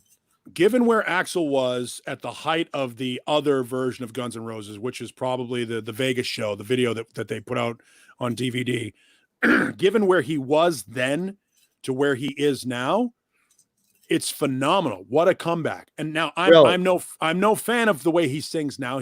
But he gets close to it. He gets close to it. And having Slash and Duff on stage, it feels more like Guns N' Roses. It doesn't feel like the Guns N' Roses. We were spoiled. We got a chance to see them in clubs. We got a chance to see them change the world in 1988. But this is as good as it's going to get for a big rock band. When you talk about the big bands of that era, Motley Crue, they're not as good live anymore. When you have a chance to see them, obviously this tour has been canceled. Bon Jovi, Phil X is a phenomenal guitar player, but it's still not Bon Jovi. Still not Richie. John and Richie were that chemistry for Bon Jovi. Van Halen, that last tour was sad to watch. As much as I love that band, it's my favorite band, but it was sad to watch. They were, so when you talk about the great bands, I thought it was great.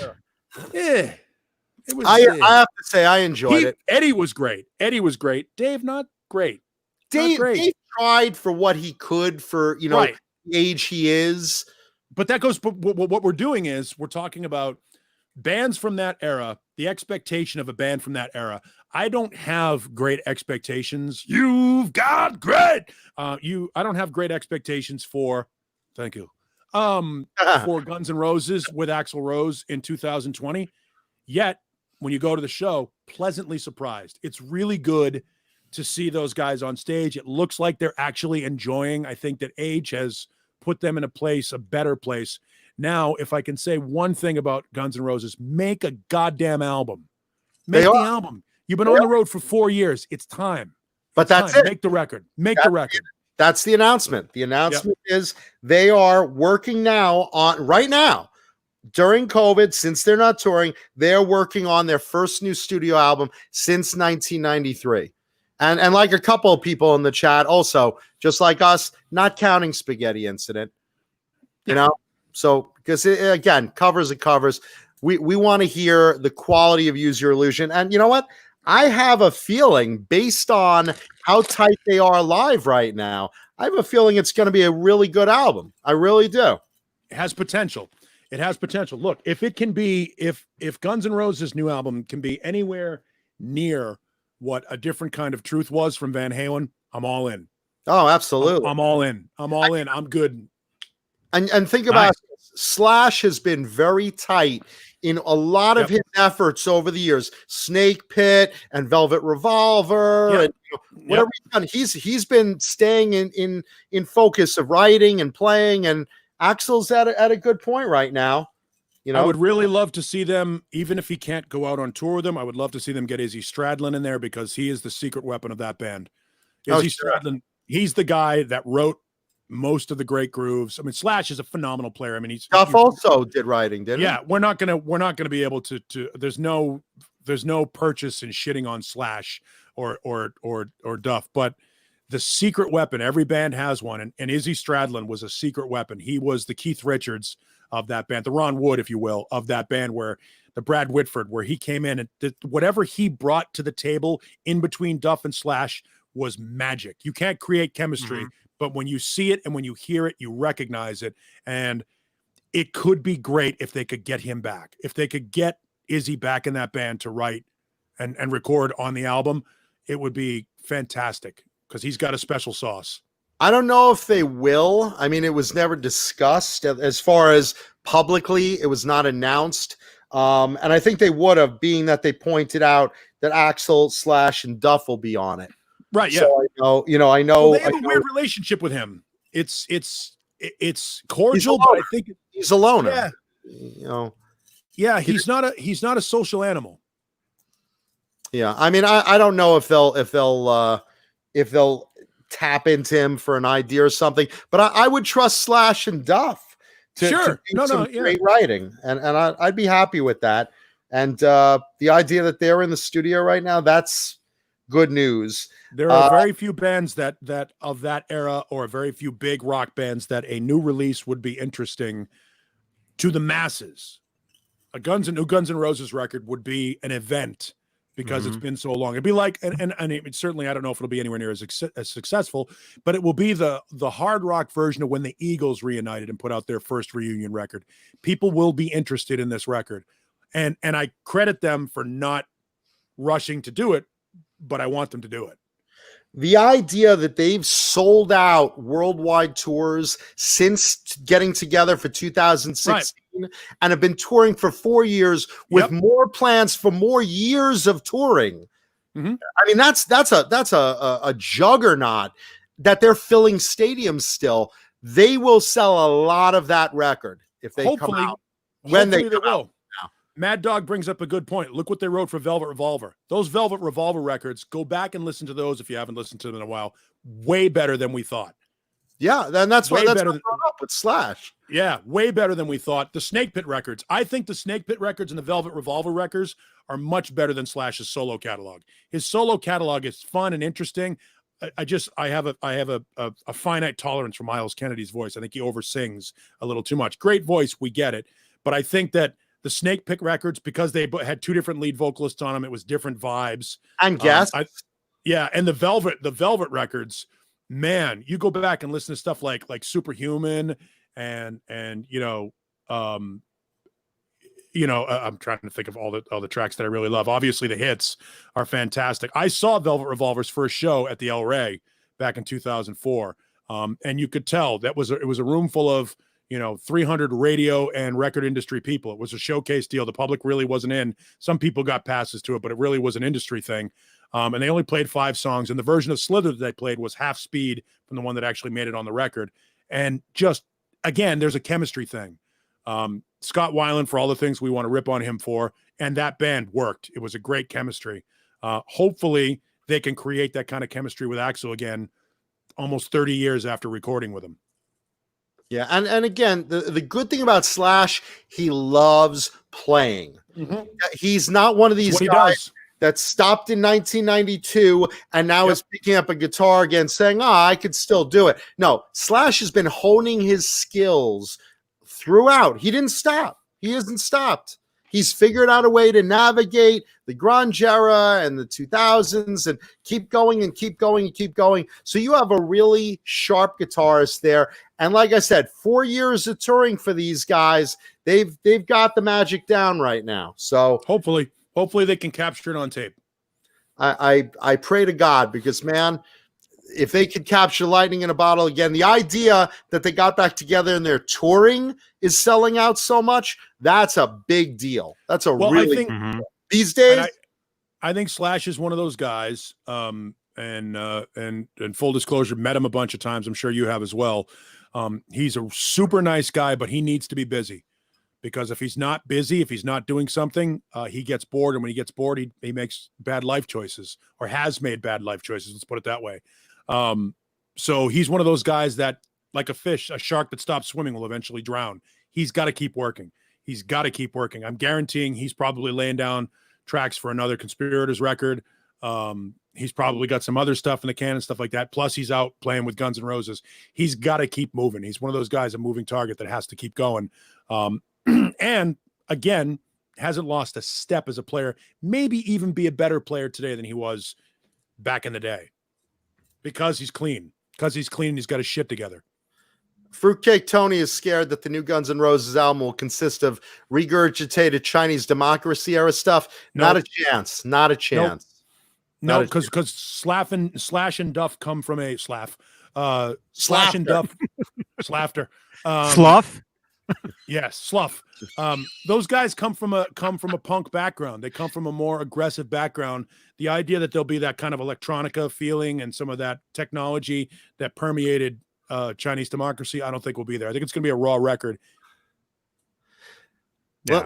Let me point out real quick in the chat. Ben Tom has a message from his 13-year-old son, Tom, watching the show, who says, "My pink beanie looks like a polished helmet."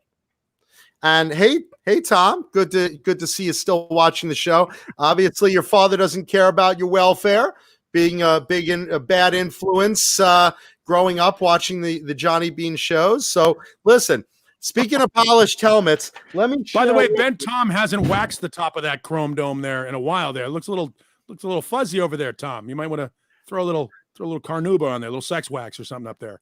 Yeah, listen, Tom Jr., I'm going to send you for being such a good fan and watcher. I'm going to send you. It's one of your socks. Crusty jizzed up sock from under my bed. I'm going to sign it, crustily yours, Mancuda, for being such a good fan and watcher of the show. So really I appreciate that.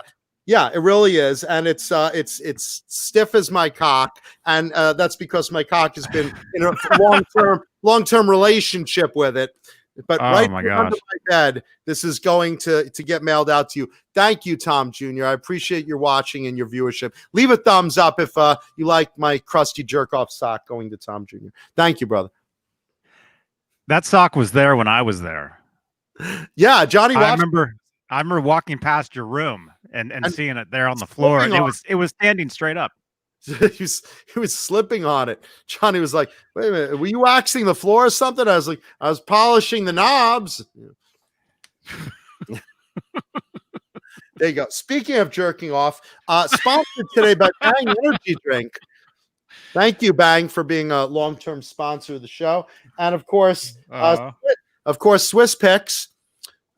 Which yeah, I wrote to Pete. I told him that that you hadn't got yours. Paul, did you get yours yet either? Nope. All right, I'm gonna ride Pete like a baloney pony to make sure that your Swiss Picks promotional picks sponsored. He's probably seen me attempt to play. I don't want to. Well, somehow I've been using them. The one that I have, you know, I've been using. I have a ton of them, and I've been using them. I've been using them, but you guys need more. And Pete has promised to send them. He said he mailed them out already, so I wrote him on Facebook just before the show. I'm not sweating it. Yeah, but they'll be arriving. They'll be arriving. Trust me. I appreciate it, Pete. Yeah, thank you so much. Thank you, thank you, Pete. Yeah. So Swiss Picks. This is the Jason Becker edition. Yeah. And by the way, happy birthday, Jason Becker. His birthday is it Wednesday? Tomorrow? It's coming up. Is it tomorrow or is it the next day? A birthday nobody said he would see. That's awesome. That's my hero, man. He's I'll tell you guys, there's a very, very, very special something coming up for Jason. Very soon. Happy birthday, man. Happy birthday. Jason's the balls. You rock, brother. Jason's the balls. He's the fucking greatest. Awesome. So let's see. We're almost to show and tell. And again, after that, we're going to get into the Chris Jericho, Sebastian Bach war, because we have a lot to say on that topic. But right now, going from Guns N' Roses, Kiss also has announced that if things go well, they're going to resume their farewell tour in the summer of 2021 as well. They care about safety. They care about the fans' safety. And again, these guys are at risk too. You know, nobody wants to go out and endanger their band, their roadies, their fans. So Kiss is the same way. And we do it all for the fans. You know how we do it. And that's why we do it. It's all for the fans. Right, Gene? I will tell you this. We're not doing a free show ever. Yeah. Ever. We want to say thank you by giving you one more chance to see us. Yes, you get an opportunity. This is the absolute final time. We mean it this time. We're not kidding. We're not lying to you. We're not going to try to milk you for every last penny you have. But if you do, please send all pennies to Gene, care of kissonline.com. I think that's why the U.S. Mint is running out of coins right now, because Gene is home with a lot of time on his hand rolling them. Is that true? Which aspect? Both of those. It could be. I saw a sign at the store that said something about coins. Like they weren't taking coins, or they were, or something. There is a shortage of coins right now in the United States. U.S. currency, the mint has not been putting out coins, and people have been hoarding coins for the nickel and the copper elements in there. So there is something going on with that. Just FYI. And I wonder if Jean Simmons is responsible for part of it. Again, I've told you the story. I don't know if anybody has. I've told the story on the show before, but if you like, I will tell it again. Gene, 1988, backstage at a show in Swansea, New Hampshire. There's a group of us, my friend Michael, who was a record executive for Polygram Records at the time, my friend Bill, who went on to work as a record company, me, Paul Stanley, his incredibly hot female trainer that he takes along with him on the road so people don't think he's gay, and like 3 local crew guys are all standing in a circle having a conversation. Gene walks up into the middle of the circle and looks at one of the local crew guys and I'm not kidding. I wish I could tell you I'm making the story up. Anybody that's ever met Gene Simmons or anybody that knows anything about Gene Simmons will verify that this is absolutely what he does. He walks into the crowd. He goes, "Excuse me, do you have $1?" And the crew guy goes, yeah, sure, no problem. He digs into his pocket and he hands Gene $1. Gene goes, thank you, and walked away. I've told this on the show. I've told this on the show before. Gene did that to me at one point, and then he told me about picking up pennies. He's like, "Do you pick up pennies?" And I said, I mean, I do. And I made a little Jewish joke. I said, yeah, it's the Jewish in me. I pick up any coins I see. He's like, do you know why I pick up pennies? I said, no, I have no idea. Because the more pennies I have, the more dollars I have. and that was it. He just looked me straight in the face, dead-eyed. And this is after taking my $1. And I'm thinking he's going to give it back. And he knows no one's going to ask for it back. Nope. So I wonder if he has like just a big box of dollar bills just over the years. It's funny because as he walks away, Paul's got his water or his fruit juice or whatever he had in his hand. He goes like this.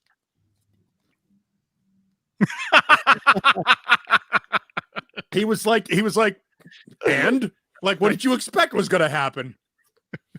He did that move. He did that move with that video you posted. Yeah. It was so matter of fact. Like, what did you think was going to happen, you stupid schmuck? It was so funny. And it's a great, I mean, that is one of my favorite rock and roll stories. I mean, and the best part about it is Mancuda and I had never met when I first told that story.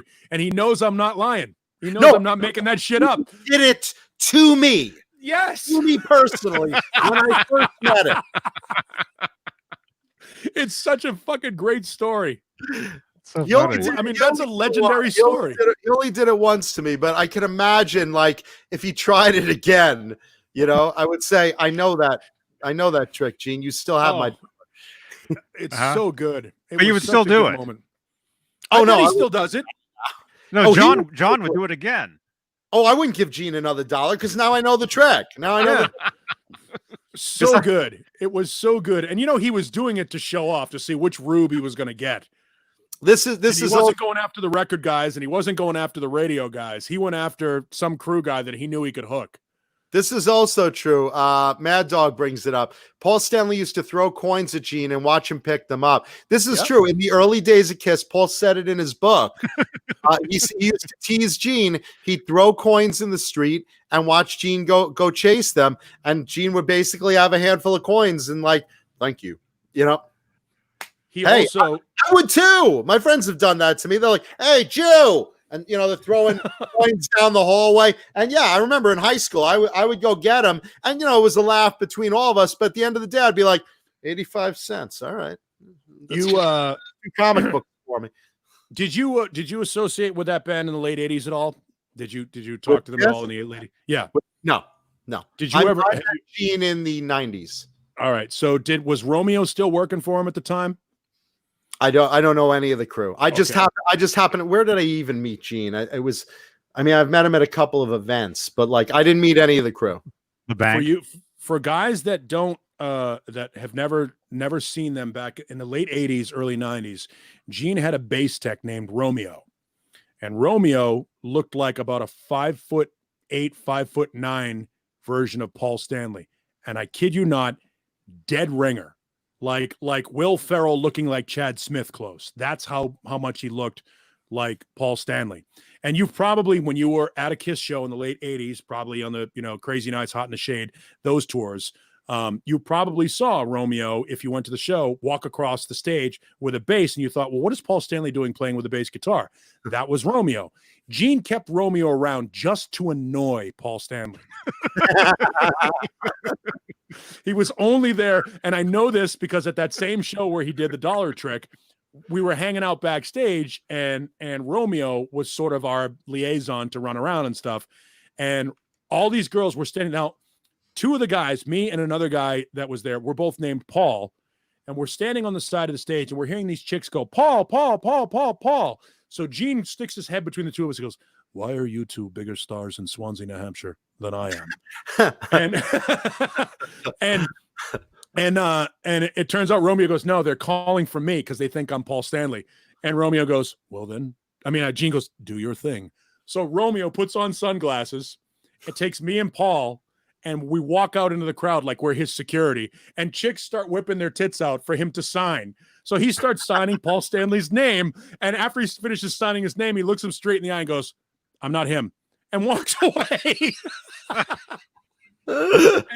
and Romeo was only kept around literally to annoy Mrs. Stanley, as Jean would refer to him as. I mean, you want to talk, there was some passive aggressive shit going on in that band way back then. They hated each other. Here's a question for you. Why did Vinnie Vincent refer to Paul Stanley as mean Mr. Mustard? What was the mustard thing? I don't know. No, I don't remember that. The Vinnie Vincent era is not something that I followed very closely, like everyone else. Well, luckily for you, special guest today, we have here Vinnie. Man. Shit. All right. No, he's gone. We should have known when we scheduled him he wouldn't be here. Damn it. It's what he does.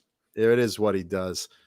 And anyway, but I remember when Vinny came back out, pardon the pun. He's never come back out. Yeah, no. Vinny referred to I want peace with everyone except I'm still with bad blood with Mark Slaughter and mean Mr. Mustard. And mean Mr. Mustard was Paul Stanley. And I don't know where that comment came from that he referred to him as mean Mr. Mustard. Does anyone in the chat know? Because I know that was like what he called Paul for some reason, some derogatory comment. There's even a T-shirt that was made that says "Mean Mr. Mustard." Now, all of that said, everybody top to bottom that I've ever encountered in the KISS organization has been class, 100% class from top to bottom. I agree. They really have. Everybody. I mean, they couldn't be nicer. Doc couldn't be nicer. Shannon couldn't have been nice. They are the nicest people. They treat everybody with respect. For all of the joking that people like to do about KISS, milking the fans and all that stuff for every dollar. And they certainly do. That said, the business experience and any sort of interaction, anybody in that organization, it's done right. They do it 100% with class. And the same cannot be said for every band. A band that doesn't need to do it with the kind of eloquence and class and grace that they do, KISS still does it. And for that, I will always be a fan. Always, because of that. Even before I got into the business and got into the business side of it, they always say never meet your heroes. I've met certain bands, and we can both, I'm sure, John, you can say the same. But KISS has always left me with a great experience. Always. Fantastic. Okay. By the way, it's apparently a Beatles song or part of. Yes, it's a Beatles song. Yeah. Okay, so I didn't get what that was about.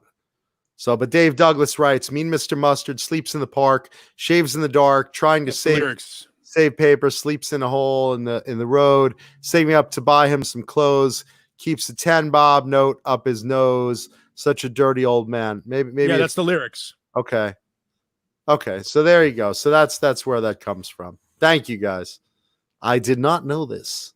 Well, that's the thing, and that's part of the reason why I think I was drawn to KISS to begin with, is the fact that they're that they have that Beatles feel to them. And so I'm sure that's what that reference is, some sort of a inside joke between Vinnie and Paul. Paul suffers no fools. He doesn't want his time wasted. None of them do.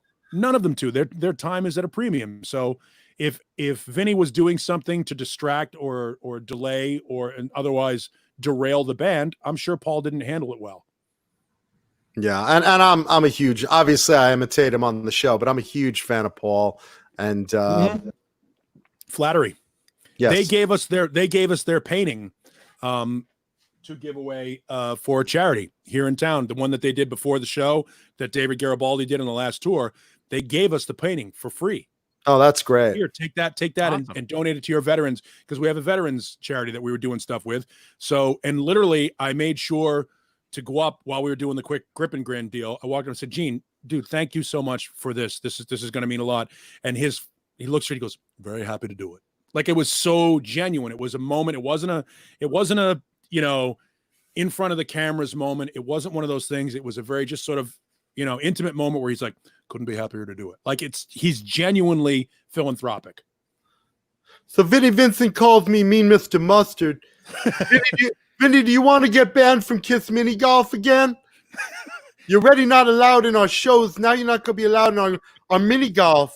This is really going to hurt your opportunity to be named the assistant night manager. Well, you're certainly not going to be working for us anymore. That's bullshit. You and I both know if Paul and Jean could get a hit single and Vinny could write it, they would fucking sign him in a heartbeat. They would absolutely sign him in a heartbeat. I know. Gene came to terms with Vinny because he wanted his rights for the vault. Yeah. No, if there's a business advantage to be made there, you bet your ass they'd do it. You bet your ass. Look, business is business, and if Vinny Cusano can write a hit for Kiss, they're all in. So Vinny, if you decide to show up one day, we could play mini golf and talk about a hit. I'd really like Vinny to write us another hit. Do you want me to show this, Paul? If you want to, yeah. I mean, that's the picture of them giving us the this photograph, this painting. They did that. David Garibaldi is the bald guy there. Well, the bald guy with the glasses between Eric Singer and my partner Mark. David Garibaldi is the painter. That artist made that picture, that painting in about 12 minutes. Wow. It's insane. He throws the paint on the canvas really quickly, and he did one in every city that the band played in. He does this thing while he's on stage with a spotlight on him and splashes the paint, and then of course he writes whatever city they're in. Glendale is a western suburb of Phoenix where it's the stadium where the Cardinals play. So he did this thing in about 12-15 minutes, and then they gave us the painting to give away to our veterans group, and they couldn't have been nicer about it. 12 minutes time was about as long as Vinny was in Kiss. Yeah. And we are going to, by the way, talk about Eddie Van Halen's car auction after the guitar. Yeah. But that was a great philanthropic thing that they did. We got $8,000 for that thing in a charity auction for a veterans group, which is like getting a nominal fee. It was more than nominal. That was a nice little. Yes, it was good to have them give us money, cash money. Yeah, that's very, very cool. Yeah. There's Gina Papa. Yeah, Gina Papa. Barbara Gina. Yeah, there's the picture has Gene's tongue sticking out, and the pink is almost the exact same pink. It's almost as if that picture was the template for the Gene Barba Papa picture. It's almost as if. That'd be really funny. If you threw the little face and arms on there. Yeah. So awesome. All right. It is time for Guitar Show and Tell. It's the 2-hour mark. We have a couple of interesting stories after Show and Tell, so stick around. But for right now, I did give the hint earlier that while this was not a celebrity guitar today, it was relatable to a celebrity in that it's a guitar modeled after one of his favorite guitars. So let's see. Any guesses in the chat? Let's see if our reigning guest champion, Fruitcake Tony, has any guesses. Eric, can you give us about an era, like a 2-year window as to when this band was popular? Let's say 85 to 87 were good years for them. And those weren't the only good years, but they were particularly good years for them. I'm going to go with George Lynch. That's a George Lynch tribute. Okay, that's Paulie's guess. Johnny, you want to take a stab at it? Now remember, it's not the actual artist's guitar. No, but I'm saying, but based on one of his. Right. It is a guitar based on one of his. Mr. Hellstorm 74 agrees with you. Hal Face says it's a Rhodes. Headstock Harem says it's a Slaughter guitar. Bozique says Warren DeMartini. Ben Tom says Warren DeMartini. Metal Soda guesses it's a Robin Machete, which would also be Slaughter. Did you say what brand it is? I did not say what brand. Chad Becknell says it's a Richie Sambora Kramer. Papa Blue guesses George's Tiger Stripe guitar, meaning George Lynch.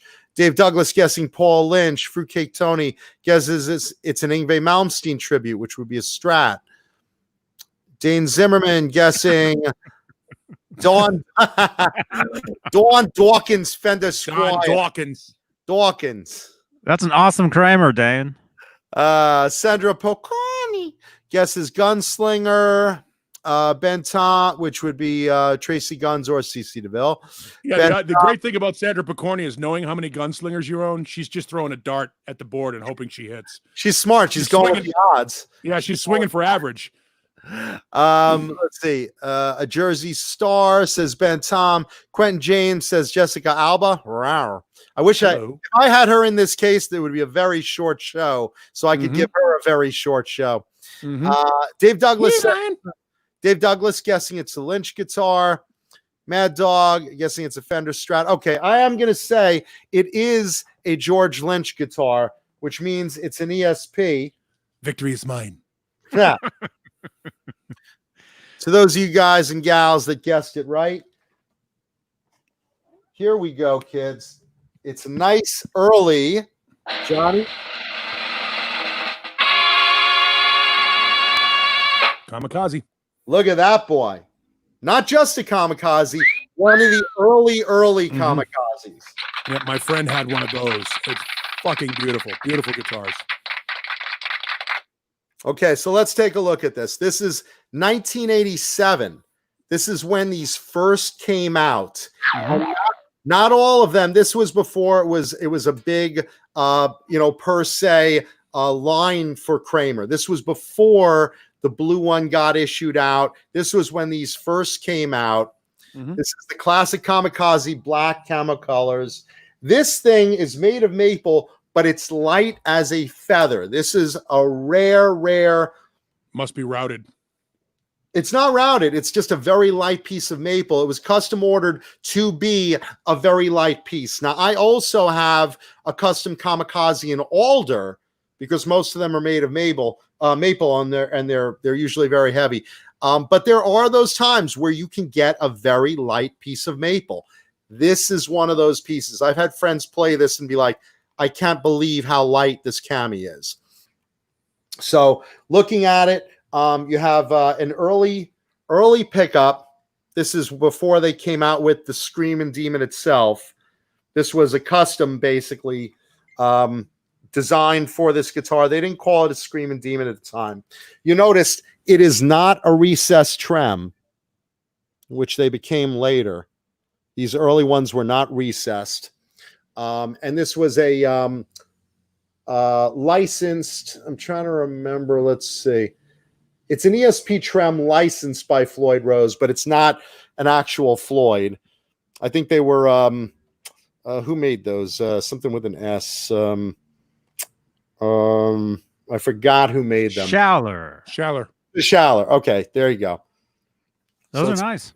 It's an early one. Again, stamped made in Japan. So this is before they did the serial numbers on the headstock. And the serial number stamped way down here at the bottom of the fret, right where my finger is, which is what the early ones did.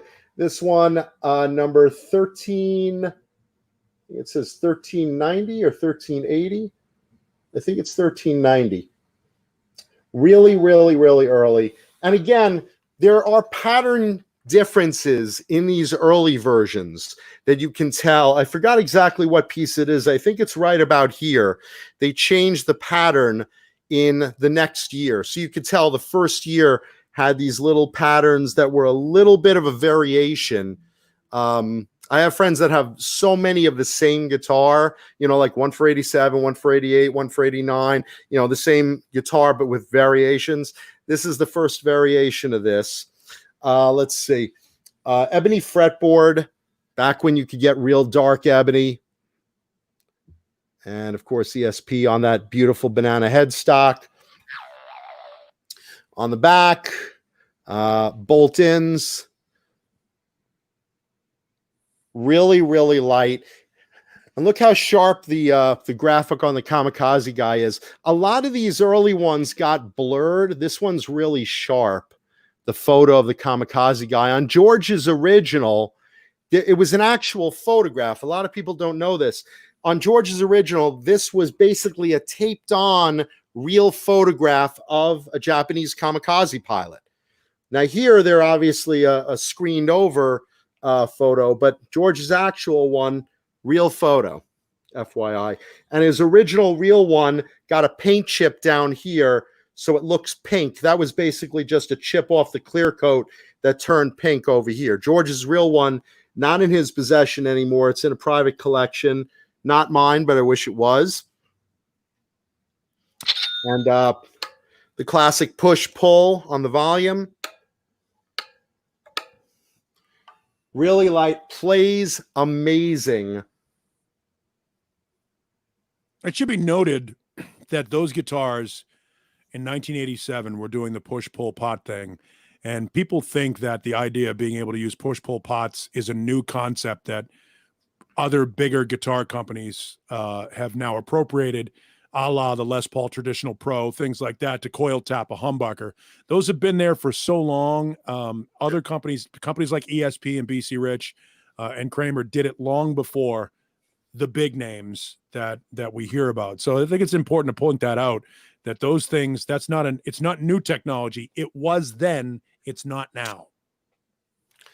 And what's really great is I love this because I love paperwork and stuff. Original receipt from 1987. How much? I'm going to guess $1,200. Let's see. Well, let's see. First of all, serial number 1390, as I was saying. Sales tax, $1,651. Wow. All right. Back in that was a lot back then. Sure. No, that was Back again. in my day. That was a time when people were paying $1,500 for one of those guitars, and you could get a vintage Les Paul off the wall for like $400. I wish I could tell you I'm lying about that, but they were in 1987. People were paying $1,500 for ESPs and Kramers and BC Riches and other guitars, and the classic Fenders, Strats, and the classic Les Pauls and the classic Rickenbackers were going for between $400 and $700. It's ridiculous. Those guitars now are in the thousands. I paid for my Beretta about the same time. I think it was like maybe, I want to say like either 1,300 or 1,600. And then for my Steve Vai Gem, I bought new in 87 or 88, 87, I guess. That was, I think, 2,400 new, just to put these numbers in perspective. Yeah. And let's also remember how this developed. Lynch was at the time playing around with a Kramer Beretta, and he wasn't really crazy about how it played. But then they found out that Kramer was working with ESP and took him to ESP, and ESP said, well, you know, if you don't like that, we can make you whatever you want under our ESP division. And he basically came up with this design. He wanted the graphic, he wanted the push-pull, he was playing around with ideas for the pickups. He wanted the single coil on the neck. He wanted it made of maple like his Tiger, and he wanted the reverse headstock. He liked that. And he basically designed this with them and came out with it, and that was it. At that time, people were like, what's that? And it was basically custom made for Lynch. People started requesting it under these custom orders like this, and eventually it became in their lineup the Kamakazi. There is also a rumor that George did not want to play the Kramer under the Kramer banner because it was so closely associated with Edward Van Halen. That's interesting. There's a legendary story that I don't know that there's a lot of truth to, but it's told by one Ed Roman, so you have to question whether or not, you know what I mean? Whether or not, but allegedly there was a meeting set up between George and the Kramer folks, and a plane was missed or something like that happened, and attitudes were raised. And again, I don't have all the details because I read the story so long ago, but the rumor was that because Edward Van Halen was so involved in the Kramer brand that George didn't want to be considered playing one of Eddie's guitars. That's interesting. You know, let's face it, when you hear Kramer guitars, you think Eddie Van Halen.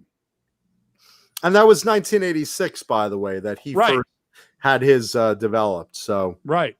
That's the point. The point is in 1985, 86, that banana, that's why the reverse banana headstock, which by the way is a smarter design because it shortens the string length between the high E and the bridge and less room for it to snap.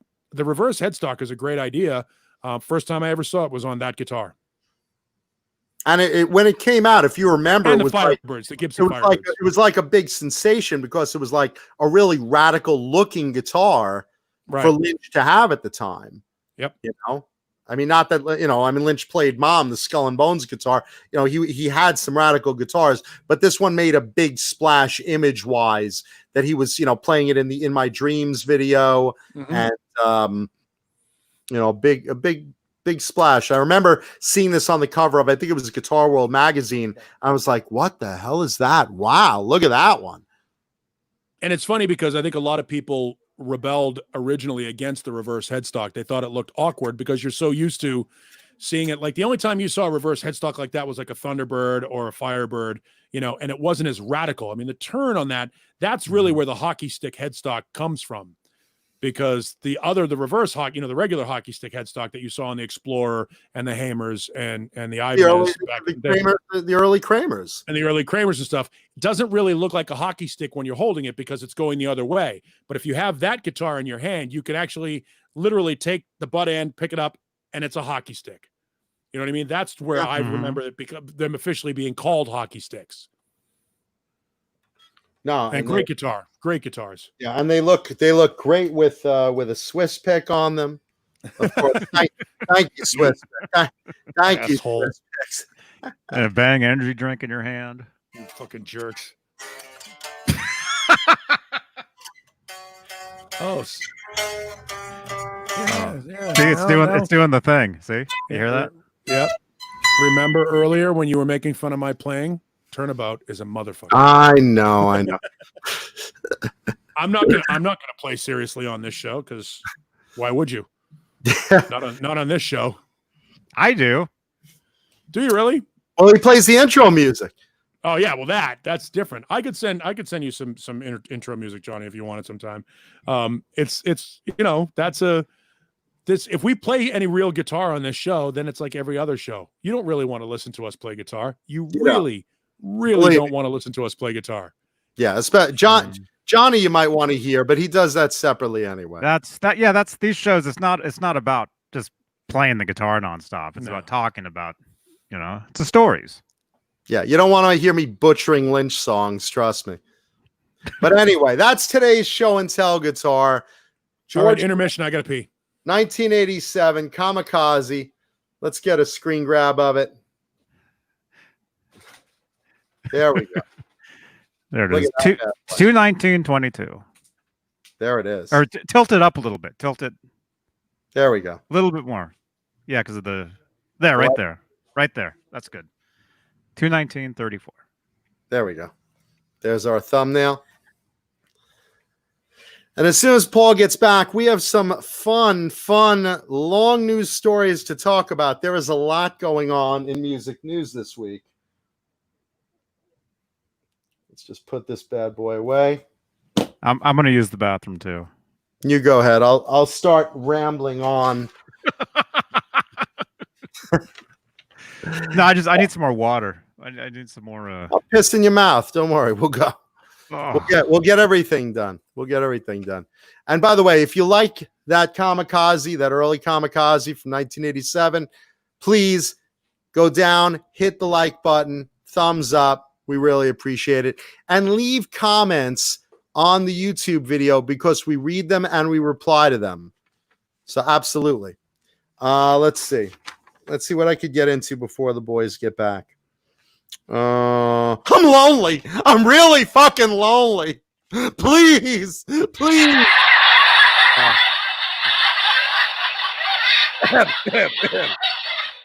Professional. Let's see. We talked about Kiss's tour. We talked about Guns N' Roses new album. Let's get into Eddie Van Halen's car auction. Johnny, you back yet?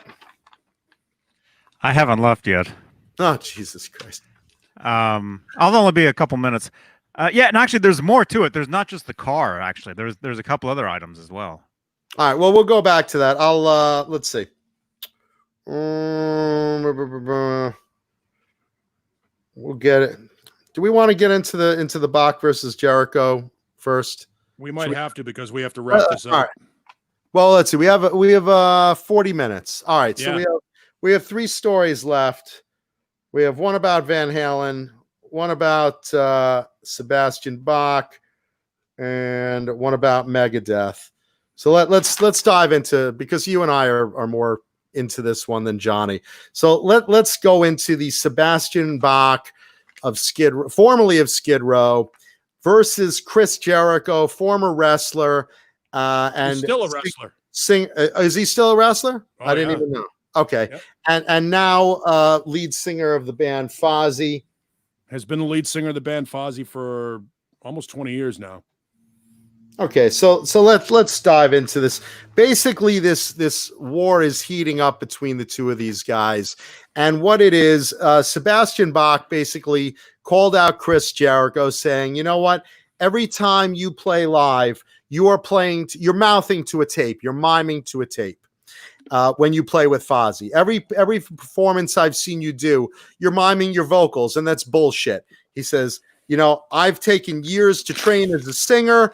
I've learned to sing. You should learn to sing because you're just cheating people out, and that's not cool." Chris Jericho shoots back. Chris Jericho and Sebastian Bach have gone back and forth. Jericho says, "Oh yeah, well, you know what? I've always supported you as a singer, and I'm telling you, I'm not singing to any live track, to any tracks, no backtracks, no effects. That's just me." And Sebastian shoots back, "That's bullshit. I'll sing against you in a singing competition anytime you want. You think you could sing? I say, no, you can't." Chris Jericho fires back with a video of him singing a cappella the Skid Row song Youth Gone Wild. Did a terrible rendition of it. He couldn't hit all of Sebastian's high notes, but he basically said, look, I'm miming. See, I'm miming. Is that him, Chris? Is that him? Chris, is that you singing? The dogs have heard you. They've heard you talking about Jericho singing and are howling. Yeah, and then Sebastian Bach then fires back, and this is going back and forth on Facebook and Twitter. And Sebastian Bach says, "Hey, you know what? You're right. Why should I bother singing? I should be like you. I should just mime all the words. Why should I bother singing? You're right. I want to be like Chris Jericho and mime all the words. Tell you what, shithead, you haven't replied to my challenge of willing to have a sing-off with you. Well, come on, pussy. Come on. Let's do it. Or you just want to fight. Either way, step on a phone book and come up to me. Let's do this. What do you want to do? You talk big, but you're not putting forward. And you know what? Stop singing my material because you're just butchering it. You're singing it terribly. You can't sing." So he shoots back at Chris Jericho, and they're going back and forth. And I mean, here's the thing: I'm not big on singers that basically sing or mouth the words to vocal tracks. I have a certain amount of forgiveness for someone like Paul Stanley that kind of does it, but kind of cheats a little, because the guy's in his 70s and he's given us so much. I'm willing to accept a little enhancement or some backup singing or whatever to help him along. Chris Jericho, I don't have that forgiveness for. And the guy's a terrible singer. And you know what? I'm on Sebastian's side. I'd rather see Sebastian Bach 1,000 times singing better than Chris Jericho, and he is a better singer than Chris Jericho. And you know, I have my own little beef with Chris Jericho that I've never really gone public with before, but I'll say it right now. Chris Jericho has a web show called a little web series. They're about 7 or 8 minutes each, called But I'm Chris Jericho, where it's the story of a wrestler that became an actor or is trying to break into acting. And that's what this little show is about. And, you know, hilarity ensues. And the fact is, Chris says, "Oh, I created that. That's my idea. That's my idea." No, motherfucker. It's not your idea.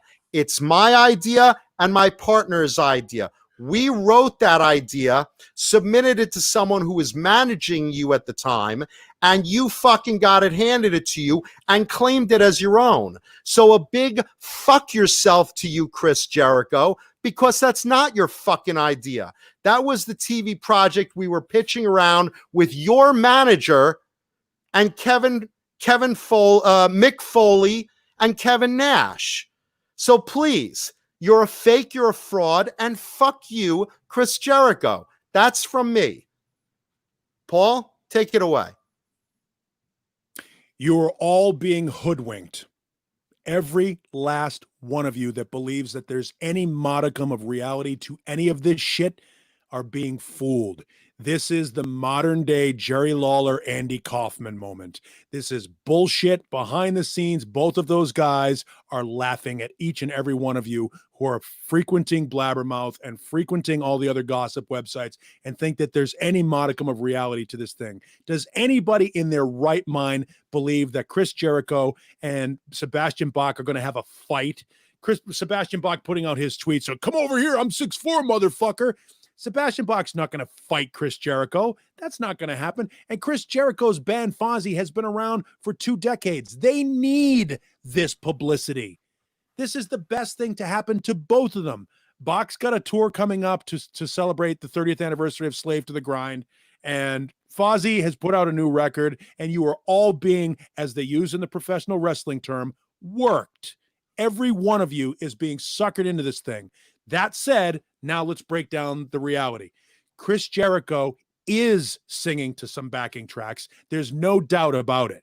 If you listen to some of the videos that are out there, if you watch them, there are absolutely tracks that are enhancing and filling up some of his vocals. Is he singing live? Yes, he's singing live. And the guy at the soundboard is mixing that thing to make it sound as good as it possibly can. It's not new. It's something that's been done with bands for decades. Sebastian Bach is calling him out, rightly so. If Baz is singing live every night, and I haven't seen him live in a long time, but all right. So if he's singing live every night, he's really singing, and God love him for it. I think his position is valid. I think that any band that sings or plays to backing tracks is robbing the fan of a live experience, absolutely, unequivocally.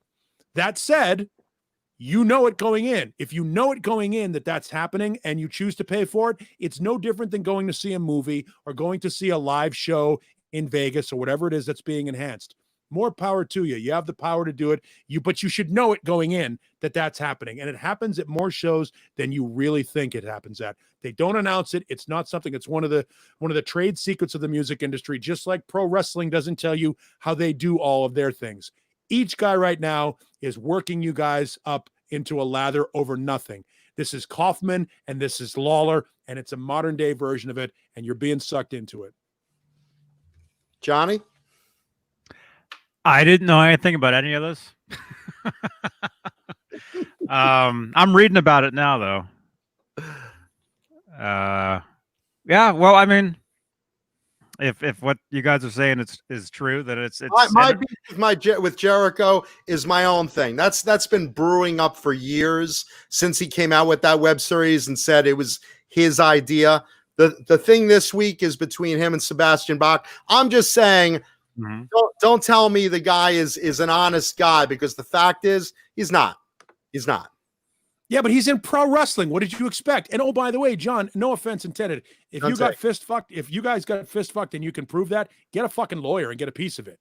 That's if it's making any money. That said, there's where we stopped. It's not making any money. Right. Because my partners came up to me already. This is years ago, and said, "Hey, he's basically doing the script that we were pitching with his manager. What should we do?" And we said, well, let's see where it goes. If it got onto network TV, you bet your bippy we would go to a lawyer. What's interesting is that that's interesting that you would use such harsh language like bippy. What I found, I was wondering when it was going to happen, and it still has yet to happen. I'm wondering if there was a deal cut on the side. But when I saw Jean Simmons' Family Jewels for the first time, which is probably not the most opportune phrase to have used. It was originally called Jean Simmons' Family of Jews. It could have been originally called, and then you're not sure. However, years before that, I had spoken to Dee Snider, name drop, and D in the, when did Family Jewels premiere? Early 2000s, mid 2000s? Great question. I don't remember. John Biel. Point being, there's an interview on my webpage at neanderpaul.com. If you go into the radio section, there's an interview from when I was at WCKW in New Orleans, Louisiana in the late 90s, maybe 98, 99. It might have even been in Memphis. I don't remember, where D talks about a TV show called Man of the House, or Man About the House, I think it is. And it was supposed to be about an aging rock star, how he's dealing with his family, you know, going on and dealing sort of like a sitcom situation. And when I saw Family Jewels and I saw the Osbournes, I was like, holy shit, this is all D. Snider's idea. D. Snider pitched this idea, like mentioned this idea on television, on the radio, like in the 90s. I got to say this, actually. Howard Stern, I got to give credit. He came up with the idea of the Osbournes. And this was when I remember this, and he even talking with Ozzy about this years and years and years ago. He was talking with Oz, and he said, it would be such a great idea for a show to follow you and your family around. You should really consider it. And this is where that came from. So I got to tip my hat to Howard Stern and give him credit where it's due. And again, and I don't know when that happened, but it's what I'm trying to say is the originality of certain ideas and it being stolen and appropriated by somebody who heard it somewhere else. That's not new. That's not new. And that's why I say, two Canadians, Sebastian Bach and Chris Jericho, behind the scenes are doing the Kaufman Jerry Lawler bit. And to their credit, Kaufman and Jerry Lawler never admitted that the whole thing was a work, that they were both in on the joke the whole time. And it wasn't until recently that Jerry Lawler came out and said, yeah, it was all a joke. Because it meant so much to Andy Kaufman to be able to, because he was such a big pro wrestling fan, to be able to get over on the crowd and to be able to work that thing. You don't think for a second that if Chris Jericho and Sebastian Bach wanted to find each other, they couldn't? It's not a matter for a physical fight. I mean, but that's what Sebastian Bach is tweeting out. But here's the thing. Bass is just kind of baiting him like, hey, come on, if you're going to have a sing-off with me, have a sing-off with me. You know, he's not literal. Well, look, Bass is saying, I actually sing on stage. You don't. He's saying the opposite. Jericho's saying the opposite. He's saying, well, you know, you may sing, but I'm totally singing too. Not only is he saying that, he's saying I sing better. Yeah, and that's bullshit. That's when I went, oh, fuck this. This is not real. You listen to Chris Jericho doing that little bit of Youth Gone Wild. He can't hit those notes. Oh, I know that. Well, that's of course he can't hit those notes. Of course not. It's easy to sit here in a room with a microphone and hit a high note falsetto or something like that. It's a totally different machine to get out on stage and grab a microphone and belt that thing out at full volume. They're two totally different worlds, which is why certain bands, certain guys like Don Dokken, we talked about an hour ago, can pull it off in the studio, because in the studio you can sing softly and then boost it up and make it sound more powerful. And that's what Jericho does in that video. He's falsettoing that whole thing, you know? But it's one thing to falsetto something here with a microphone. He's got some effect on it too. If you heard the way it's echoing out. No, it's him growling it out, but he's doing it falsetto in the studio with the microphone. And it's so much easier to get it. Like, for example, I can sit here and go, Jean Simmons, Family Jewels, and do all that stuff like that, but I'm doing it very softly. I can't do it very loudly because it doesn't work the same. It doesn't have that same resonance to it. And that's what Jericho's doing in front of a microphone with a board in front of him, that he can boost this thing. And yes, he could EQ it post-production or whatever it is. We don't know that thing was streamed live. He could have recorded it an hour ahead and then post-produced it and stuff like that, and then uploaded it as if it were a live stream. Like this show. We recorded this show 3 months ago. We were just joking and thinking, well, you know what? In 3 months, Sebastian Bach and Chris Jericho are going to have a fight. We were lucky. We spun the wheel and we hit the jackpot on that. This whole thing is bullshit, just like the moon landing and COVID.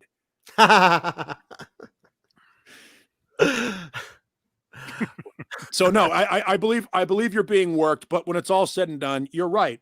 Jericho is not. And again, Fozzy, if Fozzy were worth the shit, and I feel like I'm being a jerk because I'm shitting on a mediocre band. But if Fozzy were worth the shit, people would know who they are. But they put their first record out in like the late 90s or early 2000s. They've been around for 20 years.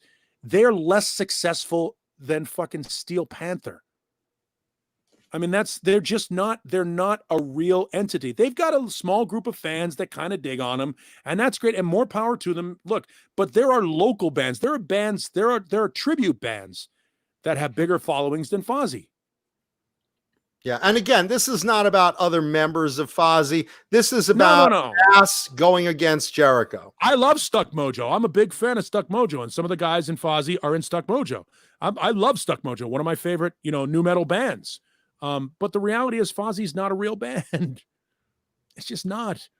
And the idea that Sebastian Bach would waste his time elevating a shit band, both of them have product to promote right now, and this is the way they can do it without actually blatantly promoting the product. Well, I can't confirm or deny that. Obviously, we're speculating. Right. But I mean, it's been a big story through the whole last week or 2 weeks. I mean, they've been going back and forth. And the fact is, look, if they did have a sing-off, which I don't believe that Jericho would ever show up for, if they did ever have a sing-off, Bass would crush him. Of course he would crush him. Not even a question which singer can hit those notes and who's singing live. Again, have I seen Fozzy sing live? No, I haven't. Have I seen Sebastian sing live? From the side of the stage, he's fucking singing. That's him. And Mr. Hellstorm's mad at me because I said Fozzy's not a real band. Yeah, they're a real band. They're not a real good band.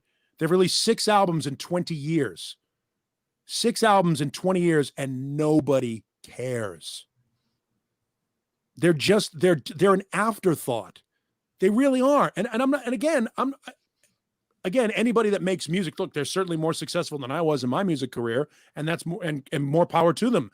But in the big scheme of things, Sebastian Bach should not be acknowledging Fozzy in any way, shape, or form. He really shouldn't. Sebastian Bach is bored, and he's if you don't turn back, you don't see the dog nipping at your heels. If you acknowledge a bully, you give them the thing that they want more than anything in the world, which is attention.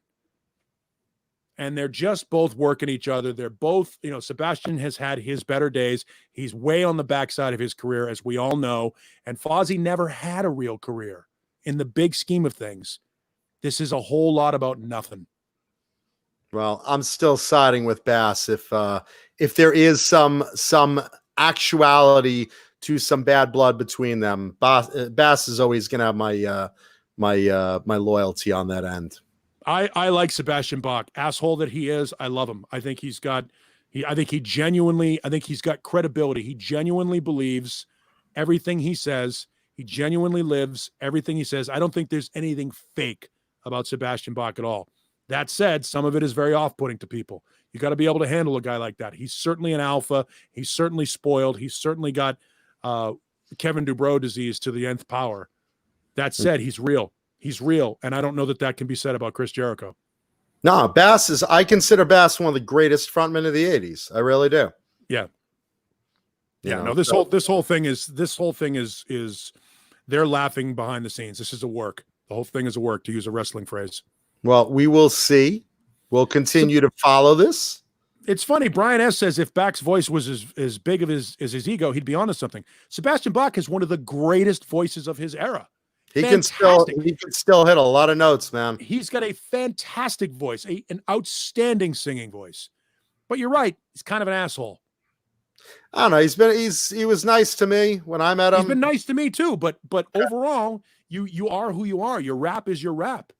Everybody says that, that Lars and Mustaine are assholes. I've never had that experience. I'll vouch for Lars. But you see, again, your rap is your rap. And the rap on Sebastian Bach is he's an asshole, especially when he did that show with Nugent and that supergroup thing that they did. He came across like a complete douchebag. And millions of people saw it. So perception is reality in that situation. The suck part about it is he has a fantastic voice, and it is obscured by the fact that he's been a douche publicly for a long time.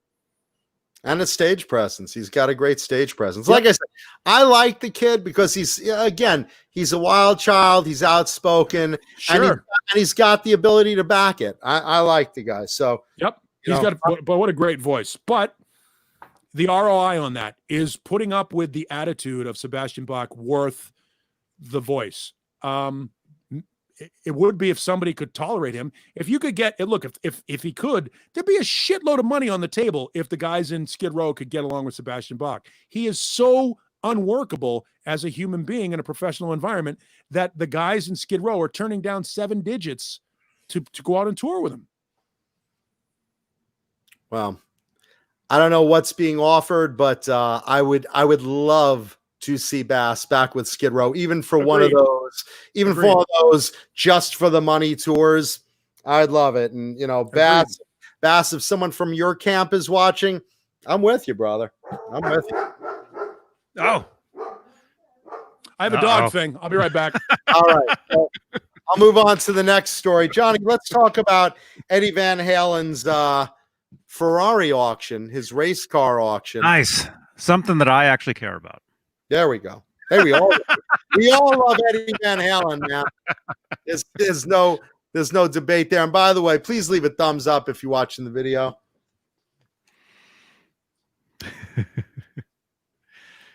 So Eddie Van Halen apparently owned a race car at one point. It's a Ferrari 550 modified with a 6-speed and some racing tweaks. And he drove it for a couple of years and sold it to a friend, I think in 2009, was it? Let's see. Where's the Jean Biel? Either way, he sold it after a couple of years to a friend. Eddie's friend owns it now, and now it is up for auction at Gotta Have Rock and Roll Auctions is the name of the auction house or the auction service. There it is. There you go. That's pretty cool, man. If you're going to get a race car, kind of nice provenance to have Eddie have owned it and driven it for a number of years, right? Oh, yeah. The estimate of finality is going to be, they're estimating about 150,000 to 200,000 for the car. And you were saying there were some other Van Halen items there also, Johnny? Yeah.